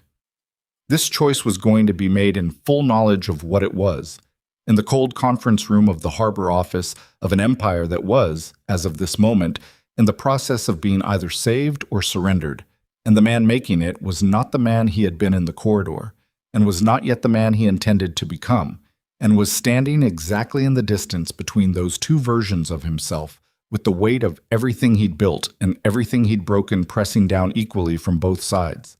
He picked up his phone and called the one person he had not yet called, The person whose cooperation would determine whether any version of this survived the next 24 hours. A woman named Grace Pelham, who had been freezing accounts for the last 2 hours, and who had, if Vincent's read of her was correct, been waiting for this call since she first understood the scope of what she'd been asked to freeze. "Grace," he said when she answered, "I need you to start making calls." Grace Pelham said, "I've been waiting for this call for 2 hours." "I know. How bad is it?" "Bad enough that we're not going to be able to contain it internally." He looked at Raymond Costa sitting at the conference table with his hands folded and his composure intact, and his 9 years of betrayal arranged neatly behind him like a completed project. "I need you to call Alderman Vickers, not his office, his personal line." A pause. "Vincent, if I call Vickers, this goes outside the organization permanently. You understand what that means?" "It means I'm choosing which version of outside." He moved away from the window. "Raymond has 3 corridor bosses. If he moves the waterfront accounts before we freeze them, he has the operational capital to hold territory for 6 months without me. By that point, the structure has shifted and coming back becomes a war instead of a correction." He kept his voice at the temperature of a man giving instructions, not a man whose brother was standing at a closed door behind him. "Vickers has leverage over 2 of Raymond's 3 bosses from the harbor rezoning deal 2 years ago. I need that leverage activated. Vickers will want something. He'll get something. Make the call." He ended it. He turned to the room. Paul had not moved from the door. Raymond had not moved from the chair. Folletti had developed the particular stillness of a man trying to become architecturally invisible. "Marco," Vincent said, "sit in the corner and don't speak." Folletti moved to the corner. Vincent looked at his brother. "Come away from the door." Paul came away from the door. He moved to the table but didn't sit. He stood with his hands on the back of a chair, and the hands had the tension in them that they'd had since he came through the door, the left one especially. The fingers spread slightly, gripping the chair back harder than the chair required. "The outside men," Vincent said. "The 2 Teo saw this morning. Where are they?" Paul looked at Raymond. "Look at me," Vincent said. Paul looked at him. "I don't know where they are right now. They came in with Raymond for the meeting. After the meeting broke, I don't know." "Are they armed?" "Yes." "Are they here for a specific purpose beyond the meeting?" Paul's jaw moved. "They were insurance, in case the corridor bosses didn't cooperate." "Insurance meaning?" "Meaning if someone decided to call you before Raymond had the accounts moved, they would be managed." Vincent absorbed this. He looked at his brother managing the distance between what the word managed meant and what Paul's face was willing to show about knowing what it meant. "Darren," he said, raising his voice slightly toward the phone he'd set on the table without ending the call. "I heard," Darren said through the speaker. "On it." Vincent picked up the phone. "Elena?" "She's secure," Darren said. "Different location from where you left her. She's—" A brief pause that was not Darren's usual kind of pause. "She wants to know what's happening. Tell her I'll call her in an hour. She's not going to love that answer." "No," Vincent said. "Tell her anyway." He ended the call. He set the phone on the table and looked at the 2 men who had built an 8-month architecture around his failures and felt the thing he'd been holding at operational distance begin to press closer. Not rage. The other thing. The thing that didn't have a clean name and was worse than rage because it was more accurate. Raymond Costa said, "You're going to lose the accounts regardless." Vincent looked at him. "Lenny Cass will hold," Raymond continued. His voice had recovered its ease, the professional ease of a man who believes he has more cards than have been revealed. "The Harmons will hold, and the 3 corridor bosses who stayed in the room this morning have already begun the operational transition. You can freeze Grace Pelham's accounts. You cannot freeze the relationships." He opened his hands on the table. "This is not a situation you resolve with a phone call to a city alderman, Vincent. This has been running for 8 months. The infrastructure is in place." "You sound like a man who thinks he's won." "I sound like a man who has done his arithmetic." "Then do it again," Vincent said. "Because you're missing a variable." Raymond waited. "Lenny Cass, Vincent said. "You think he held because he agreed with your position. He held because he was in a room with two armed men he didn't know, having been called under my name, and walking out was a risk calculation he wasn't willing to make in that context. He picked up his phone again and dialed without looking away from Raymond. When Lenny Cass answered on the second ring, Vincent said, "Lenny, it's me. Not Raymond, not anyone using my name. Me." He paused. "I need you to tell me what you understood about this morning's meeting." Lenny Cass's voice came back careful and immediate. "I understood it was yours. The call came from your number." "It wasn't." A silence. Then, "I see. I need you to secure your territory and not take instructions from Raymond Costa until you hear from me directly. Can you do that?" "Yes," Lenny said. No deliberation. 14 years of a man who has learned to read which direction the weight is actually falling. "Good." Vincent ended the call. He looked at Raymond. Raymond's expression had adjusted. The ease was still there, but it was working harder now, the way a structure works harder when a load-bearing element has been removed and the remaining elements are compensating. "One variable," Vincent said. "What?" The call from Darren came 20 minutes later. Vincent was in the hallway outside the conference room, his back against the wall, watching the stairwell door when his phone buzzed. "The outside men," Darren said. "We found one. Ground floor, loading corridor. He was positioned at the freight entrance." Positioned meaning? Meaning he was waiting for someone to come through it. A pause. "He's been handled." The second one. "Not yet. Building has 4 exits. We have 3 covered. He's inside or he used the 4th. The 4th is the roof access." "I know." Vincent looked at the ceiling. The building was 3 stories. The roof access was a steel door at the top of the fire stairs, opening onto a flat roof with sight lines over the harbor and the east approach road. If the second outside man was on the roof and had been there since the meeting, since before Vincent arrived, then he'd had visibility on the lot and the approaches for the last hour, which meant he knew Vincent was here, and he'd had an hour to communicate that to someone. "Who does Raymond have outside the building?" Vincent said. "Working on it." "Work faster."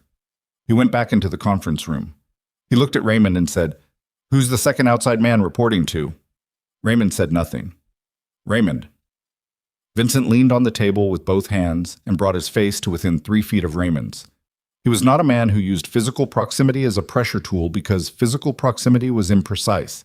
He used it now because precision was a quality of situations that were under control, and this situation was moving past the edge of what he could manage through phone calls and frozen accounts, and conversations with aldermen. "The man on the roof. Who is he calling?" Raymond looked at him with the composed expression of a man who has decided that silence is the last instrument available to him and intends to use it. Vincent straightened. He turned to Paul. Paul was still standing behind the chair. His face had the look it had been building toward since he came through the door. The look of a man whose architecture is failing. The distance he'd maintained between his decisions and their costs was collapsing under the weight of the room and the phone calls and the brother 3 feet away, asking questions that Paul's construction was not built to absorb this close. "Paul," Vincent said, "the second man. Who does he report to beyond Raymond?" Paul looked at him, and his left hand released the chair back, and he said, "There's a third party. Someone Raymond brought in for the extraction phase." "Extraction of what?" "Of the accounts, the offshore movement. Raymond doesn't do that himself. He has a financial operator who moves the money once the organizational transition is complete." Paul's voice had gone flat, the specific flatness of a man dismantling his own structure from the inside. "His name is Cross. He operates out of the Eastern Port. If the meeting this morning had gone to completion, if you hadn't come back, Raymond would have signaled Cross to begin the transfer. The outside men were there to hold the window open long enough for Cross to move." "How long does Cross need?" 4 hours. Maybe 5. Vincent looked at the time on his phone. The meeting had been at 9 that morning. It was now almost 3 in the afternoon. 6 hours since the meeting. If Cross had been signaled at the meeting, if Raymond had sent a contingency signal when the corridor bosses started walking out, he called Darren. "Eastern Port. Financial operator named Cross. Find him now." "How do you want him found?" "Any way that works?" He ended the call. He looked at Raymond and said, "Did you signal cross this morning?" Raymond's composure held, but his right hand, which had been flat on the table since he sat down, moved. A small movement. The fingers drew together and then relaxed. Vincent had been watching Raymond Costa's hands at tables for 9 years, and he had never seen them move involuntarily. "You signaled him," Vincent said. "The contingency trigger was automatic," Raymond said. "It goes out if I don't send a cancellation within 2 hours of the meeting's start time. I didn't send a cancellation." He looked at Vincent with the expression of a man delivering this information as a professional courtesy. "The signal went out at 11 this morning. It's been 4 hours. Cross has had 4 hours. Vincent's phone was already at his ear. "Grace, the offshore accounts. Are any of them moving?" Grace Pelham's voice came back tight and fast. "I have 2 that are flagged, the Cayman Instrument and the Channel Islands Holding. They started moving 40 minutes ago. I caught the Cayman one. It's frozen. The Channel Islands account," a pause that had work in it. "It's moving. I can't stop it from my end. I need the institution's compliance desk, and they're not picking up." "How much?"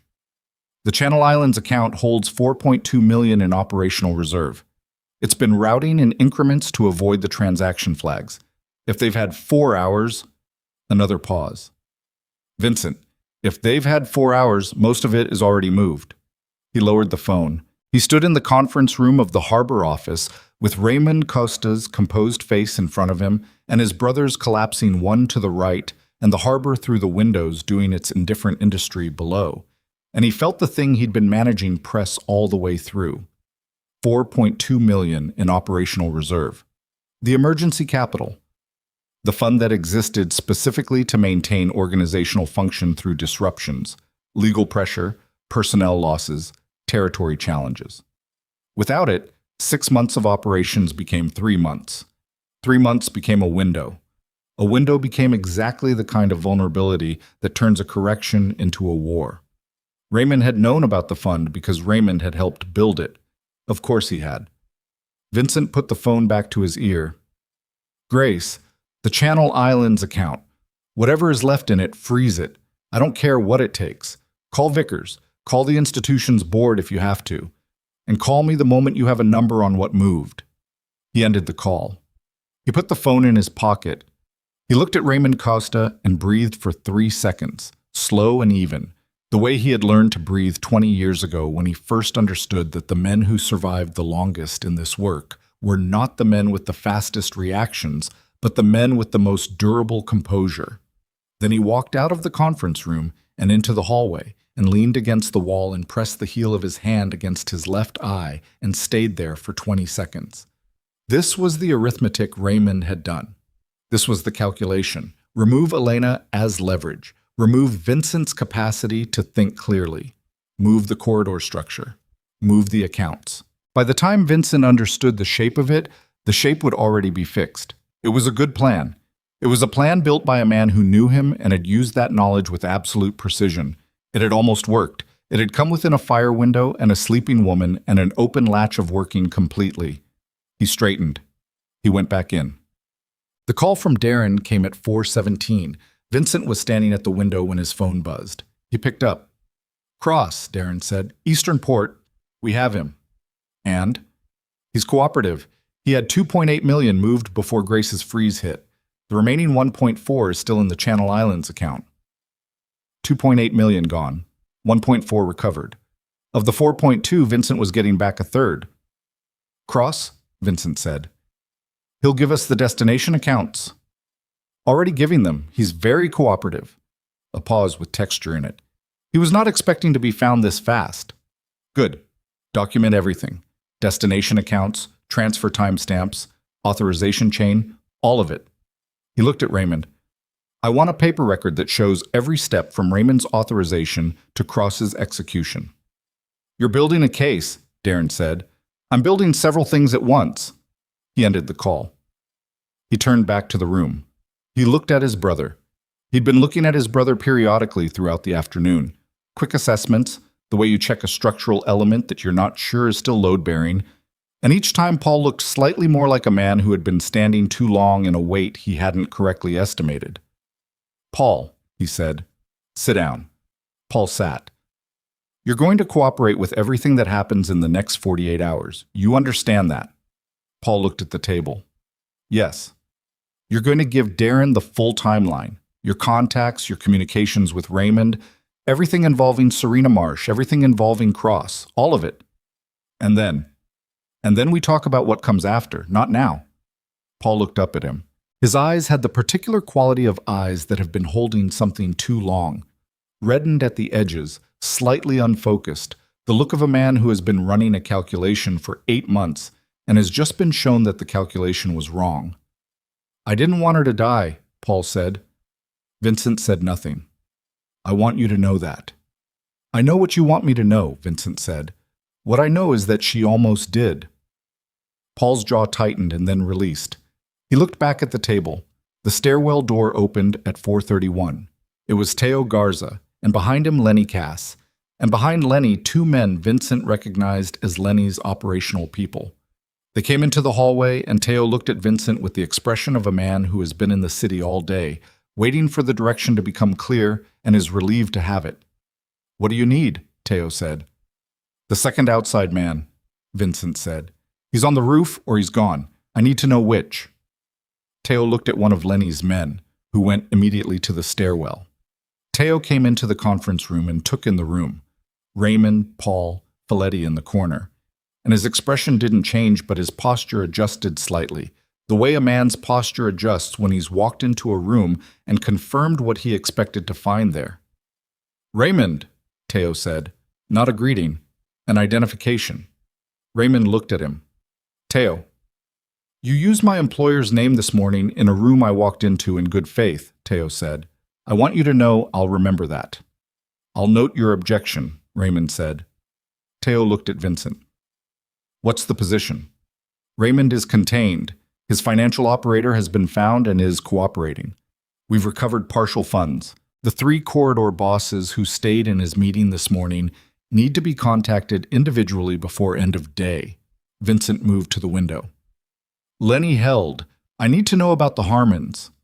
Lenny Cass, who had come into the room quietly and was standing near the door with the physical economy of a man who has survived 20 years in the Harbor District by never using more of himself than the situation required, said, Eddie Harmon called me an hour ago. He and his brother were in that room because they thought it was yours, same as me. When they walked out, they went quiet because they didn't know which way to read the situation. He looked at Vincent directly. I told Eddie an hour ago that you'd be back. He's waiting on your call. Give me his number. Lenny gave it. Vincent called it standing at the window with his back to the room. Eddie Harmon picked up before the second ring. You're really there, Eddie said. I'm really here. Raymond said a lot of things. None of them were mine. Vincent looked at the harbor through the glass. I need you and your brother to secure your territory and hold through the night. Tomorrow morning, I'm going to sit down with every corridor boss individually, and we're going to talk about what happened and what comes next. Can you do that? Yes, Eddie Harmon said. Vincent, the accounts? I know about the accounts. It's being handled. Some of our operating capital. I know. He kept his voice level. Tomorrow morning, I'll have answers. He ended the call. He stood at the window and thought about tomorrow morning and the answers he'd promised, and whether he had them, and what it would cost to get them if he didn't. His phone buzzed. Grace Pelham. He answered. 1.4 million frozen, Grace said. It's held. The 2.8 that moved, I have 3 of the 5 destination accounts. The other 2 are in jurisdictions where my contacts don't have same-day reach. How long for those 2? Days, maybe a week. How much in those 2 accounts? Combined, about 900,000. So we've actually recovered 500,000 of the 2.8. Yes, he did the arithmetic. Of the 4.2 million, he had recovered 1.9. 2.3 was either frozen or pending recovery. Of that 2.3, 1.4 was secured, and the remaining 900 was in a time frame. Not catastrophic. Damaging. The word he'd been applying to the arithmetic all afternoon was damaging, which was the word he used when the thing had not broken the structure but had stressed it significantly, and significant stress required significant response. Grace, the vicar's call. Already made. He'll meet you tomorrow at 7 a.m. He wants something in return. Tell him he'll get something reasonable. He said reasonable is his floor, not his ceiling. Tell him I heard that. He ended the call. He turned back to the room. The second outside man came down from the roof at 4:52 through the fire stairs, brought by Lenny's man who had found him on the roof access platform with a phone and a view of the east approach. He was younger than Vincent had expected. Late 20s, the build of someone who lifts weights seriously, and the eyes of someone who has not yet learned what eyes look like when they've seen enough. He came into the conference room and looked at the configuration of the room and understood immediately that his position in it was not the one he'd been contracted for. Vincent looked at him. Who contracted you? The young man looked at Raymond. Look at me, Vincent said. He looked at Vincent. Something passed through his face. An assessment, fast. The kind of assessment that people who work in operational contexts make automatically, reading rooms and power distributions and which direction the weight is actually settled. He completed the assessment and apparently reached a conclusion. A broker named Salas, he said. Out of Pemberton. Raymond Costa was the end client. You communicated with Raymond directly. Through Salas, not directly. What were your instructions after the meeting? Hold position. Wait for a signal from Costa. If the signal was green, stand down. If no signal by 6 p.m., execute the secondary objective. Which was? The young man paused for a fraction of a second. Remove the primary obstacle to organizational transition. Vincent looked at him without expression. And who was the primary obstacle? He knew the answer. He needed it said in the room. You, the young man said. The room was quiet. Raymond's hands were flat on the table. Paul was looking at the floor. Folletti had not moved from his corner since he was told to go there. Vincent looked at the young man for a moment longer. Then he looked at Lenny, who was still near the door. Take him downstairs, Vincent said. He stays with your people until I decide what to do with him. Lenny nodded to his man. They took the young man out. The door closed. Vincent turned to Raymond. 6 p.m., he said. That was your window. It was a contingency, Raymond said. It was an assassination instruction. Vincent's voice was completely level. He had been keeping it level for 4 hours, and it was costing him more than he was going to let Raymond see. You planned to have me killed if the organizational transition didn't complete cleanly. I plan to protect what we've built. By killing me. Raymond said nothing. Say it, Vincent said. In this room, with Teo as a witness and Marco in the corner and my brother sitting there, say that you plan to have me killed. Raymond Costa looked at him. He looked at him with the 9 years of tables between them and the composed expression and the white hair and the professional ease that had been his primary instrument for as long as Vincent had known him, and he opened his mouth. And Paul Moretti stood up from his chair. He didn't say anything. He stood up and he looked at Raymond, and the distance he'd been maintaining collapsed entirely, and his face had nothing managed in it anymore. It was bare, and it was ugly in the way that things are ugly when the architecture around them falls away and you see what they actually are. Say it, Paul said. His voice was not level. Raymond looked at him. Something shifted in the professional composure. A hairline fracture, the kind that doesn't announce itself until the thing breaks. You told me Elena would be clear of the house, Paul said. You told me the timing was set for before she went to bed. You told me it was clean. His voice had the particular quality of a voice that is one sentence away from not being controlled anymore. You told me my brother would be out of the country, that he'd have an alibi, that nobody gets hurt and the transition happens, and we clean up the organization and build something that doesn't destroy everything around it. That's what you told me. The plan required, she was in the house, Paul said. My sister-in-law was in the house. There was a miscalculation in the... Stop saying miscalculation. Paul's voice broke on the last word, and he caught it and brought it back, and it was worse for having broken. Stop saying that word. She was in the house, and the fire was in both wings. And you knew, and you didn't... He stopped. He put both hands on the table, and his head went down, and he stayed like that for a moment. Vincent watched his brother. Raymond watched Paul with the expression of a man recalibrating, trying to determine whether Paul's emotional state was an asset or a liability for his remaining position. Teo watched Raymond watching Paul. Vincent said, "Raymond, you're going to give Darren a full accounting of every decision, every communication, every financial movement, and every contracted operator involved in this from the beginning. You're going to do this tonight, starting now, and you're going to do it comprehensively because the alternative is that I hand everything I have to people who have much less patience for partial disclosures than I do." Raymond looked at him. "You're not going to external authorities." "No," Vincent said, "not external authorities. But Vickers meets with me at 7 tomorrow morning, and Vickers has relationships with people who operate in the space between where I operate and where external authorities begin. And those people are extremely effective and have no reason to extend professional courtesy to a man who tried to have Vincent Moretti killed." He held Raymond's eyes. "You know who I'm talking about." Raymond knew. The composure cracked. It was small, a tightening around the eyes, a compression of the mouth. But it was the first real crack in the surface, the first thing that looked like the actual human being underneath the 9 years of professional ease. And it was fear. Clean, unmanaged fear. "Full accounting," Vincent said. "Tonight." Raymond nodded. It was not a concession made from agreement. It was a concession made from arithmetic, and it was the first thing Raymond Costa had done all day that Vincent trusted completely. He called Darren. "Bring 2 people to the harbor office. Raymond has something to tell you." He paused. "All of it. Take as long as it needs." He ended the call. He looked at Paul, who was still standing with his hands on the table and his head up now, looking at nothing in particular. "Come with me," Vincent said. They went into the hallway. They stood in the hallway of the harbor office with the carpet cleaner smell and the neutral overhead light and the fire door at the end of the corridor, and Vincent looked at his brother, and his brother looked at him. "I have to call Elena," Vincent said. Paul's jaw tightened. "I know. She's going to know everything, all of it, including your part." "I know.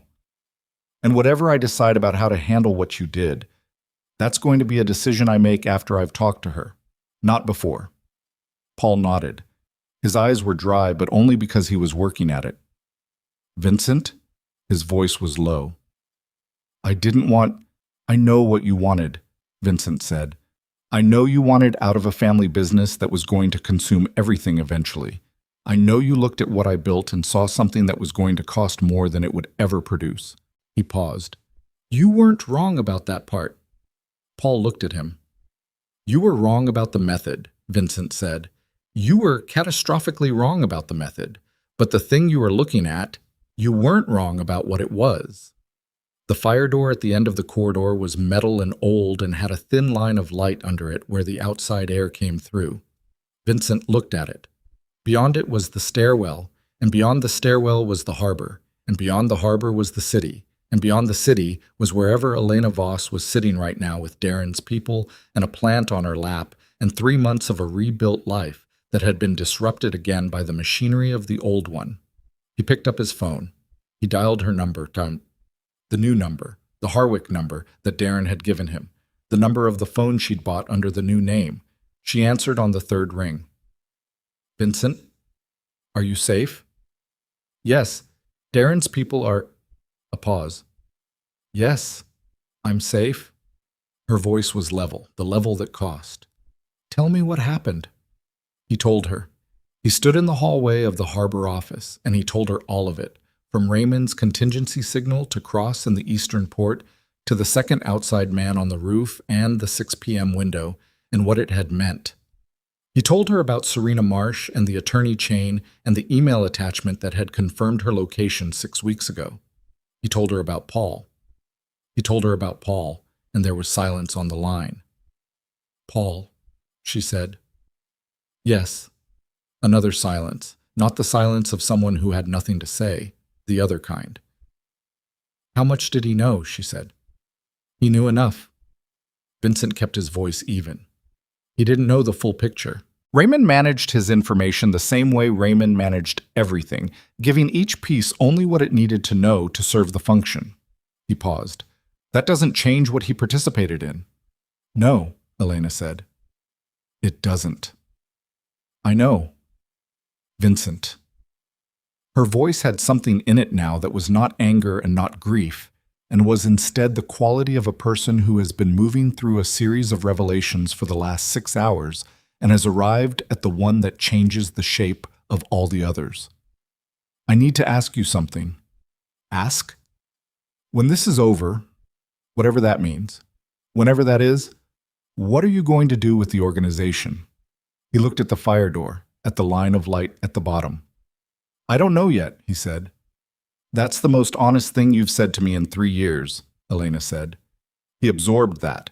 It landed the way things land when they are exactly accurate. I'm coming to where you are, he said. Tonight. I'll have people with me, but I'm coming. A pause. Okay, she said. He ended the call. He put his phone in his pocket. He stood in the hallway with his brother and the carpet cleaner smell, and the thin line of light. And outside the harbor was going dark as the afternoon moved toward evening, and somewhere in the building behind him, Raymond Costa was beginning to give Darren everything, and in the conference room, Teo Garza and Lenny Cass were sitting with the map of what remained and doing the arithmetic of what holding it would require. And Grace Pelham was on 3 phones at once trying to recover the money that had moved. And the city was doing what cities do, continuing, indifferent, enormous. And Vincent Moretti stood in a hallway and looked at his brother and said nothing for a long moment. Then he said, Go down and wait for Darren. Tell him everything. Start at the beginning and don't decide for yourself what's relevant and what isn't. Let him decide. Paul looked at him. He looked at him the way a younger brother looks at the version of an older brother he has not seen before. Not the man who built the empire. Not the man whose reputation organized Paul's entire understanding of safety and threat for 40 years, but something under that, something that the afternoon had stripped down to. A man standing in a hallway in a building that smelled like carpet cleaner, tired, holding a phone, telling his brother to go cooperate with the people who would determine what consequences looked like. Okay, Paul said. He went to the stairwell. He opened the door. He went through it, and the door closed behind him, and Vincent was alone in the hallway. He looked at the fire door. He looked at the line of light. He had 2.5 hours before he needed to be on the road to wherever Darren had taken Elena. He had a meeting with Vickers at 7 the next morning that would determine what the next 6 months of the organization looked like, if there was an organization in 6 months. He had accounts to recover and corridor bosses to call, and a financial operator named Cross, who was cooperating, and a young man who had been on the roof with a 6 p.m. instruction that Vincent was going to have to make a decision about. He had all of that. He also had, for the first time in a very long time, the sensation of standing inside a situation that was genuinely uncertain. Not uncertain in the way that business decisions are uncertain, where the variables are known and the outcomes are probabilistic, but uncertain in the older way, the way that things are uncertain when the structure you've been operating inside has been revealed as different from what you thought it was. And you are standing in the actual structure now, the one that was always there, and you have to decide what to build in it. He was not sure he knew how to build something different. He had been building the same thing for 22 years, the same empire with the same logic and the same costs that kept accumulating in the people around him. Elena, Paul, every person who had existed in proximity to what he'd made and absorbed the damage of the proximity. He pressed the heel of his hand against his eye again. 20 seconds, like before. Then he straightened. Then he opened the fire door and went down the stairs toward the harbor, toward the evening, toward the 2.5 hours of work between him and the road north, toward Elena waiting in a room somewhere with Darren's people and a plant she had carried out of her office under her elbow, because she was not the kind of person who left living things behind even when everything else was being left. And he went down the stairs and the cold air of the stairwell hit him. And he kept moving, and the door above him closed, and the building held whatever it was going to hold. And the harbor was below him, and the night was coming in from the east over the water. And Vincent Moretti went down toward all of it with his hands in his pockets and his jaw set, and the knowledge that whatever came next, the man walking into it was not quite the same as the man who had stood in a corridor 4 seconds too long while a house burned. Not yet who he needed to be, but moving. He drove north at 9:47 that night. Teo had the harbor. Lenny had his territory, and the Harmons had theirs, and the three corridor bosses who had stayed in Raymond's meeting had each received a call from Vincent personally. Not warm calls, not reassuring calls, but clear ones, the kind that communicated exactly what the situation was and what their position in it would be going forward if they chose to have a position. Two of them chose correctly. The third, a man named Garrett, who ran the commercial district south of the Meridian Bridge, said he needed time to think, which was a thing that men say when they have already decided and are hoping the delay will alter the cost of the decision. Vincent told him he had until morning. Then he got in the car. Darren had moved Elena twice since the interchange. She was in a motel outside a town called Fenwick, 40 minutes north of Harwick, registered under a name that wasn't hers, in a room that had a window facing the parking lot and a second exit through the bathroom into an adjoining corridor. Darren had chosen it the way Darren chose everything, with the specific care of a man who has learned that the difference between adequate and careful is usually the thing that matters when you find out it matters. Vincent drove. The highway was dark and mostly empty, and the headlights made a moving cone of visible world ahead of him, and he stayed in it and did not try to think ahead of what the lights showed. Raymond's accounting had taken 4 hours. Darren had called at 8:30 with a summary that Vincent listened to without interrupting. The full timeline, from the first conversation between Raymond and Paul 14 months ago, to the payment to Serena Marsh, to the Folletti supply orders to Cross in the Eastern Port, to the 2 outside men, and the 6 p.m. instruction. All of it documented, all of it recorded, all of it now existing as a structure of evidence that served as the primary instrument of whatever leverage Vincent had over the people who had spent 8 months building leverage over him. The young man from the roof, his name, it turned out, was Devin, which was not the kind of name that organized crime operators tended to have, and which made him seem younger than his years in a way that was inconvenient for how Vincent needed to think about him. Devin had been released at the city boundary with his phone, his car, and a clear understanding of the terms under which his continued operational existence depended on his complete and permanent disappearance from Calverton and its surrounding territories. He had accepted these terms with the speed of a man who had correctly assessed his position. Darren had someone following him to confirm the trajectory. Cross, the financial operator, was in a different category. Cross had moved money that now existed in accounts in 2 jurisdictions where Grace Pelham's contacts didn't have same-day reach. Cross's cooperation had been thorough and documented, but cooperation did not reconstitute $2.3 million in operational capital. The $1.4 that Grace had frozen was held. The $900,000 in the 2 distant accounts was a recovery project that Grace estimated would take 10 days to 3 weeks, and would require a level of institutional engagement that would leave traces Vincent would have preferred not to leave. The cost, then, the arithmetic of the day, not catastrophic, not survivable without adjustment. The organization as it existed at the beginning of that morning was not the organization that would exist at the end of the week. Some of that was Raymond, some of it was Paul. Some of it, Vincent drove and was honest with himself in the dark, in a way that the presence of other people made harder. Some of it was the 8 months before the fire, and the 3 years before that, and the accumulated cost of a man who had built something large enough to attract the kind of patience that Raymond Costa had brought to dismantling it. He took the Fenwick exit at 11:12 CHA. The motel was called the Crossroads Inn, which had the quality of a name that nobody had chosen for any reason except that it described a geographic feature, and the parking lot was 3/4 empty, and the light over the entrance was the particular orange of lights that have been running too long. Darren's car was in the lot. One other car Vincent recognized as belonging to a man named Solace who worked with Darren. He parked. He sat in the car for a moment.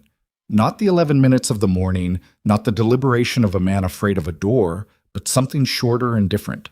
The pause of a man checking the condition of his own instruments before using them. He got out. He knocked on the door of room 7. Darren opened it. He looked at Vincent with the expression of a man who has had a very long day and has organized his feelings about that day into a configuration that does not require immediate discussion. "She's in the back," Darren said. He came in. The room had 2 beds, a table, a television that was off. The plant from Elena's office was on the table. The bag was on one of the beds. Darren's jacket was on the other. Through a connecting door which was open was a second room where a lamp was on. Darren picked up his jacket and went outside without being asked. Vincent went through the connecting door. Elena was sitting in a chair by the window, not the chair positioned for the television. She had moved it, turned it toward the window, and she was sitting in it with her legs crossed, and a glass of water on the sill, and the curtain pulled back enough to show the parking lot and the orange light and the dark beyond it. She had changed clothes. Different from the gray blouse, she was wearing a dark sweater now, something that had been in the bag. Her hair was pushed back from her face. She looked like a person who had been sitting in that chair for a long time and had arrived at a state of stillness that was not peace, but was what comes after the thing that precedes peace. She looked at him when he came in. She did not say anything immediately. She let him come in and find the other chair, which was near the table, and he brought it to within 6 feet of her and sat in it, and they were in the same configuration they had been in that morning across her desk, except there was no desk, and the window showed a parking lot instead of Aldrin Street, and it was almost midnight. "Paul," she said. "Yes." "Tell me what happens to him." Vincent looked at his hands. He had thought about this on the drive north and had not arrived anywhere he was confident in. He cooperated fully. His level of actual knowledge about the details was managed by Raymond. He didn't know Elena was the specific target. He believed Raymond's version, which was that the fire was staged and you'd been told and had agreed. He paused. He was wrong to believe that without confirming it with me. He was wrong to participate in anything connected to Raymond's structure without telling me. He made choices that he built justifications for over months, and the justifications held until they didn't. "He's your brother," Elena said. "Yes." "And you're going to let that be part of the calculation." "I don't know how not to," Vincent said. "I'm not going to pretend otherwise." Elena looked at the window. The orange light from the parking lot made a line across her cheek. "I'm not asking you to exclude it," she said. "I'm asking you to tell me honestly that it's in there." "It's in there." "Okay." She moved her gaze from the window to him. "What he did put me in a house that was on fire. I want you to understand that I'm going to hold that. I'm not going to perform forgiveness for your benefit or his. I'm not asking you to." "I know. I'm telling you anyway." She picked up the glass of water, drank from it, set it back. "What does holding it mean in practical terms is something I'll figure out. I'm not there yet." "I know. I need you to not push me toward there." "I won't." She looked at him for a moment. The looking had a quality of assessment in it, not hostile, not warm, the specific quality of a person measuring the distance between what someone says and what they are likely to do. "You said you don't know what you're going to do with the organization," she said. "Yes." "Have you thought about it more since then?" "On the drive up." "And?" Vincent sat with that for a moment. He had practiced over 22 years the art of not saying things before they were fully formed, of holding conclusions until they had been tested against enough variables to be reliable. He sat in the chair in the motel room outside Fenwick and felt that practice pull against something else.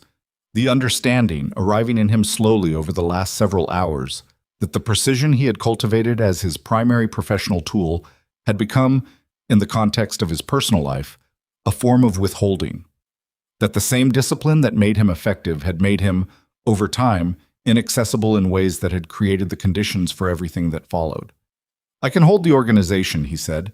"The damage today was significant but not structural. I have the corridor bosses. I have the accounts that were frozen.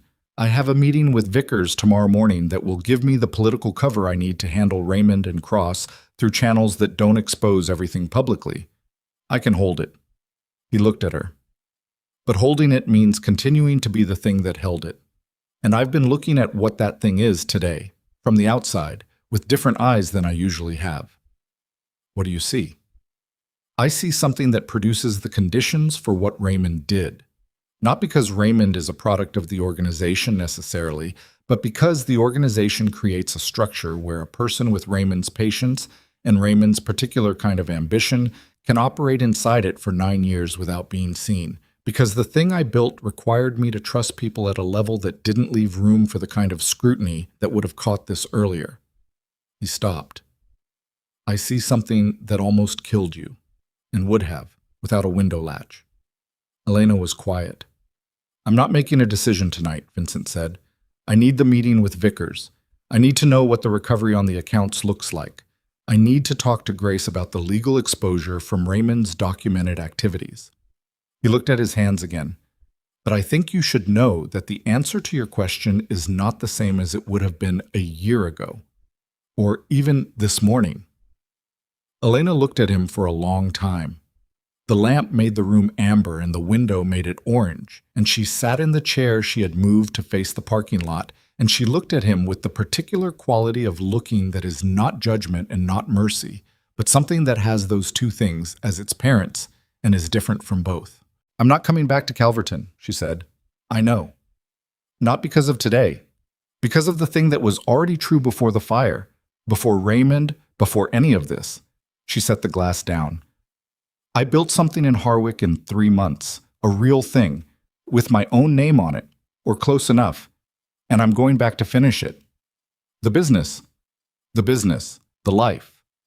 She did not soften this. She delivered it as information, the way she delivered contract language, precisely, without ornamentation. Whatever you decide about the organization, that doesn't change. I need you to understand that. I understand it. You say that? Elena. He looked at her. I drove 3 hours north this morning, not because I thought I could change your mind about leaving. I drove 3 hours north because someone had your location, and I needed to be between you and that. And because... He stopped. He let the pause be what it was. Because I needed to say what I said this morning in your office, and I needed to say it to you directly, and not through Darren or a message or anything that had a layer of management between it and you. I needed you to hear it from me. He exhaled. That's what I drove 3 hours for, not to ask you to come back. She looked at him. Okay, she said, quietly. They sat in that for a moment. Outside, a car moved through the parking lot, and the headlight swept briefly across the curtain and passed. The fire, she said. What happened in the corridor? He looked at her. He did not look away. You don't have to explain it, she said. I know what happened in the corridor. I've had 3 months to understand what happened in the corridor. She paused. What I want to know is if you understand it. Yes, he said. Tell me. He sat with the instruction. He had told himself many things about the corridor over 3 months, and most of them had been, in varying degrees, the kind of explanations that carry more weight in the dark than in the daylight. He had arrived, slowly and without wanting to, at the version that held up. I chose the direction of something I wanted over the direction of something I'd committed to, he said. Not in 4 seconds. Over years. The 4 seconds was just when it became visible. He held her eyes. I had been making that choice incrementally for a long time and telling myself I wasn't making it, and then I was in a corridor with smoke coming through the ceiling, and my body went where the choice had already been pointed. Elena looked at him. Something in her face moved, not softening, not the release of accumulated tension, but the specific movement of a person who has heard something they needed to hear, said plainly, and are registering the plainness of it. That's what I needed you to say, she said. I know. I'm sorry it took this long to say it. Yes. She looked at the window. It did. He stayed the night in the other room. Not beside her, not at her invitation. Darren slept in his car, and Vincent took the second bed in the room where the plant was, and through the connecting door he could hear the occasional sound of movement as Elena settled and then stilled, and he lay in the dark and looked at the ceiling and thought about Vickers at 7 and Grace's phone calls and the corridor bosses and all the machinery of the next 72 hours that needed to function correctly, and beneath all of that, running like a current under louder noise, the question she had asked him in Harwick that morning. When this is over, what are you going to do with the organization? He had said he didn't know. He had meant it. But in the dark of the motel room outside Fenwick, with Elena's stillness in the room beyond the open door and the orange light from the parking lot coming through the curtain gap, he found that the not knowing had a shape to it that it hadn't had that morning. It was beginning to look like something. He slept for 3 hours. The meeting with Vickers was at 7 in the morning at a restaurant in the southern district of Calverton, that Vickers liked for reasons that had more to do with who owned it than what it served. Alderman Gerald Vickers was 67 years old and had been a fixture of Calverton's political machinery for so long that he had become, like most fixtures, essentially invisible until you needed to use him. He arrived 4 minutes early and was already eating when Vincent came in. "You look like you didn't sleep," Vickers said. 3 hours. "Sit down." Vincent sat. He ordered coffee. Vickers ate his eggs with the focused attention of a man who has learned to eat when food is available because the schedule does not always cooperate. "Raymond Costa," Vickers said without looking up. "Yes." "He's documented. Comprehensively. And the 2 corridor bosses I have leverage with. They cooperated with Raymond's meeting under the impression it was authorized. When they understood it wasn't, they held." Vincent wrapped his hands around the coffee cup. "I'm not interested in burning people who made an honest misread. I'm interested in the people who knew what they were doing." Vickers looked up. "That's generous." "It's practical. I need the corridor intact." "And Raymond?" "Raymond is a documentation problem. I have enough on him to make his situation very uncomfortable through several channels that don't require me to do anything publicly visible. I need your help activating 2 of those channels." Vickers ate for a moment.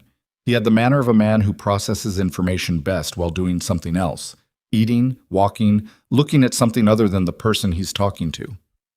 "Cross," he said. "Cross is cooperating. The money he moved is in recovery. I need the 2 jurisdictions where Grace doesn't have same-day reach. I believe you have contacts in both." "I do." Vickers set down his fork. "This is going to cost you something real, Vincent. Not a favor, not future consideration, something real and immediate." "I know. Tell me what." "The Ellsworth property, the one you are going to redevelop." Vincent knew the property.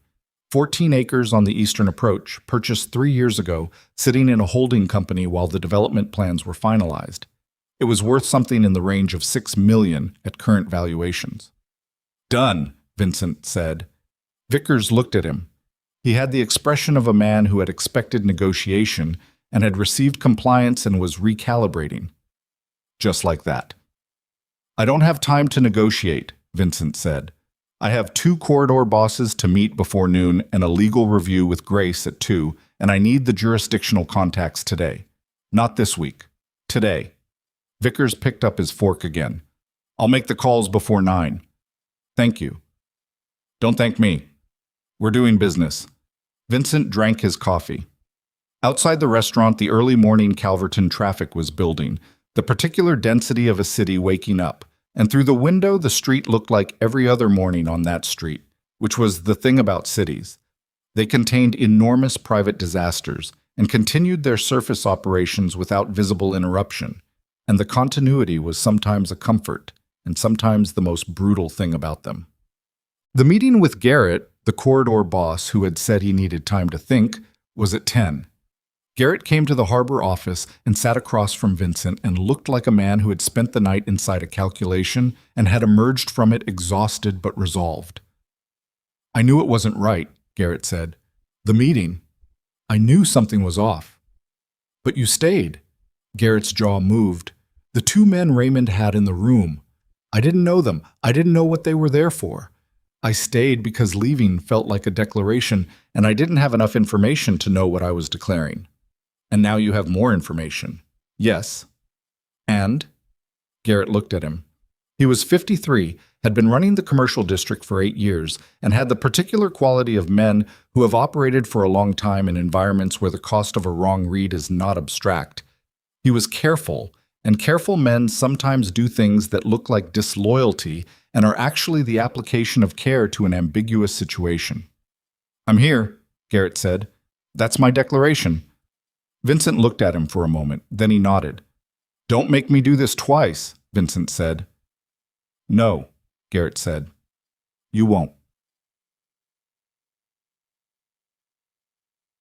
Well, the legal review with Grace at 2 o'clock produced a set of conclusions that Vincent received sitting at the conference table in the harbor office where Raymond had sat the day before, which had a quality of succession to it that Grace either didn't notice or was too professional to acknowledge. The documented evidence against Raymond was sufficient for several applications. none of which involved public exposure that would destabilize the organization's remaining structure. The applications required careful sequencing, and Grace had mapped the sequencing on a yellow legal pad in her precise handwriting, and she walked Vincent through it item by item. Raymond's financial exposure through the offshore accounts was the primary instrument. Cross's documentation of the authorization chain established Raymond as the directing party in the fund movement, which was the kind of thing that could be introduced through channels that specialized in the resolution of exactly this type of dispute in exactly this type of environment. Raymond would be removed from the organization. His assets, the ones Grace could identify, which were substantial, would be subject to a recovery process that would run parallel to the Channel Islands recovery. He would not be in a position to rebuild or retaliate. The channel's Vickers was activating would ensure that. Paul, Grace said at the end of the sequencing walkthrough, separate conversation. I know, but Vincent. She set down her pen. Grace Pelham was 58 years old and had been Vincent's organizational lawyer for 11 years and had the professional detachment of a woman who had processed a great deal of difficult material over a long career, and she used that detachment now, but it was thinner than usual. His exposure from the documentary record is real. His name comes up in the communications between Raymond and Serena Marsh. His name comes up in Cross's accounting of the authorization context. If we're building a documentary record to use against Raymond, Paul is in that record. I know. How you handle his part of the record is a decision with consequences either way. I know, Grace. She picked up her pen. She made a note. She did not push further because she had learned over 11 years when pushing further was useful and when it wasn't.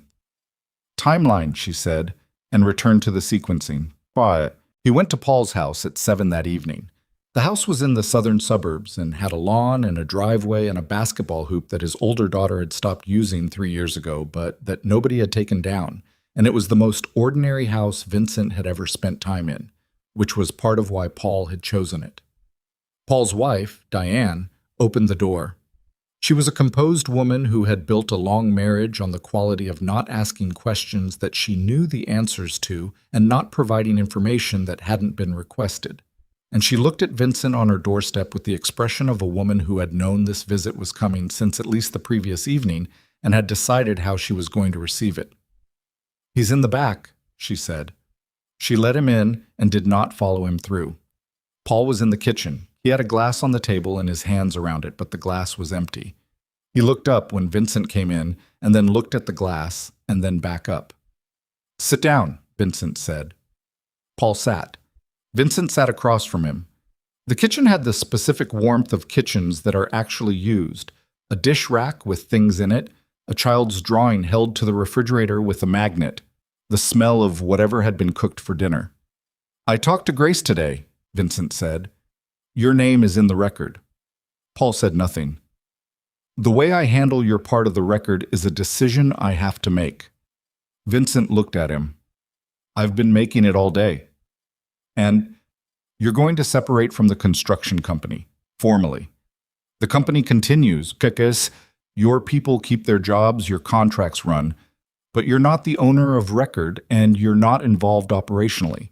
That separation needs to be clean and permanent. Paul looked at his empty glass. Diane and the girls are not part of this. The separation protects them. That's the point. Vincent kept his voice even. You cooperated fully yesterday. Your cooperation is in the record alongside everything else. The people who look at that record will see the cooperation. How much weight it carries is their determination, not mine. Are you? Paul started. He stopped. Started again. Are you handing the record to someone? Parts of it. The parts that concern Raymond and Cross. Your part is held separately. Held? For now. Paul looked up at him. His face had the quality it had developed in the conference room the day before, stripped of architecture, showing whatever was underneath. What was underneath was not easy to look at, but it was honest, and Vincent had known his brother for 44 years, and could count on one hand the number of times he had seen Paul's face be completely honest. Vincent, Paul said, I thought I was doing something that needed to be done. I thought you couldn't see what you'd built clearly enough to make the decision yourself. I thought... He stopped. I told myself a lot of things. You probably know what they were. I do. And you told me last night I wasn't wrong about what I was looking at, the organization, what it costs. Yes, but I was wrong about the method. Catastrophically, Vincent said. Yes. Paul's hands turned the empty glass. The kitchen light was overhead and yellow, and it made everything look like an old photograph. Elena, Paul said. She knows. What is she? She's not performing forgiveness, Vincent said. Those are her words. She's going to hold it. What that means in practical terms, she'll figure out over time. He held his brother's eyes. She doesn't have to forgive you. That's not something I can give you or ask her for. Paul's jaw tightened and his eyes went to the middle distance, and he sat like that for a moment with his hands around an empty glass in his ordinary kitchen in his southern suburb house. Okay, he said. The separation from the company. You need to start that process tomorrow. Grace will help structure it. Okay. And Paul, Vincent waited until his brother looked at him. If you're going to tell Diane, and you should tell Diane, tell her tonight, before the lawyers start moving. She needs to hear it from you. Paul looked at him with the expression of a man receiving an instruction that is harder than any of the other instructions he has received and knows it is the right one. Okay, he said. Vincent stood up. He pushed the chair back in. He looked at his brother sitting at the kitchen table and thought about the 44 years of the specific particular relationship of brothers who have known each other longer than they have known anyone else and carry that knowledge the way you carry something heavy. Not always consciously, not always gracefully, but constantly. We're not done, Vincent said. What you did and what it cost, that doesn't go away. You know that. I know. But we're not done. Paul looked at him. He didn't say anything. He didn't need to. Vincent went back through the house. Diane was in the hallway.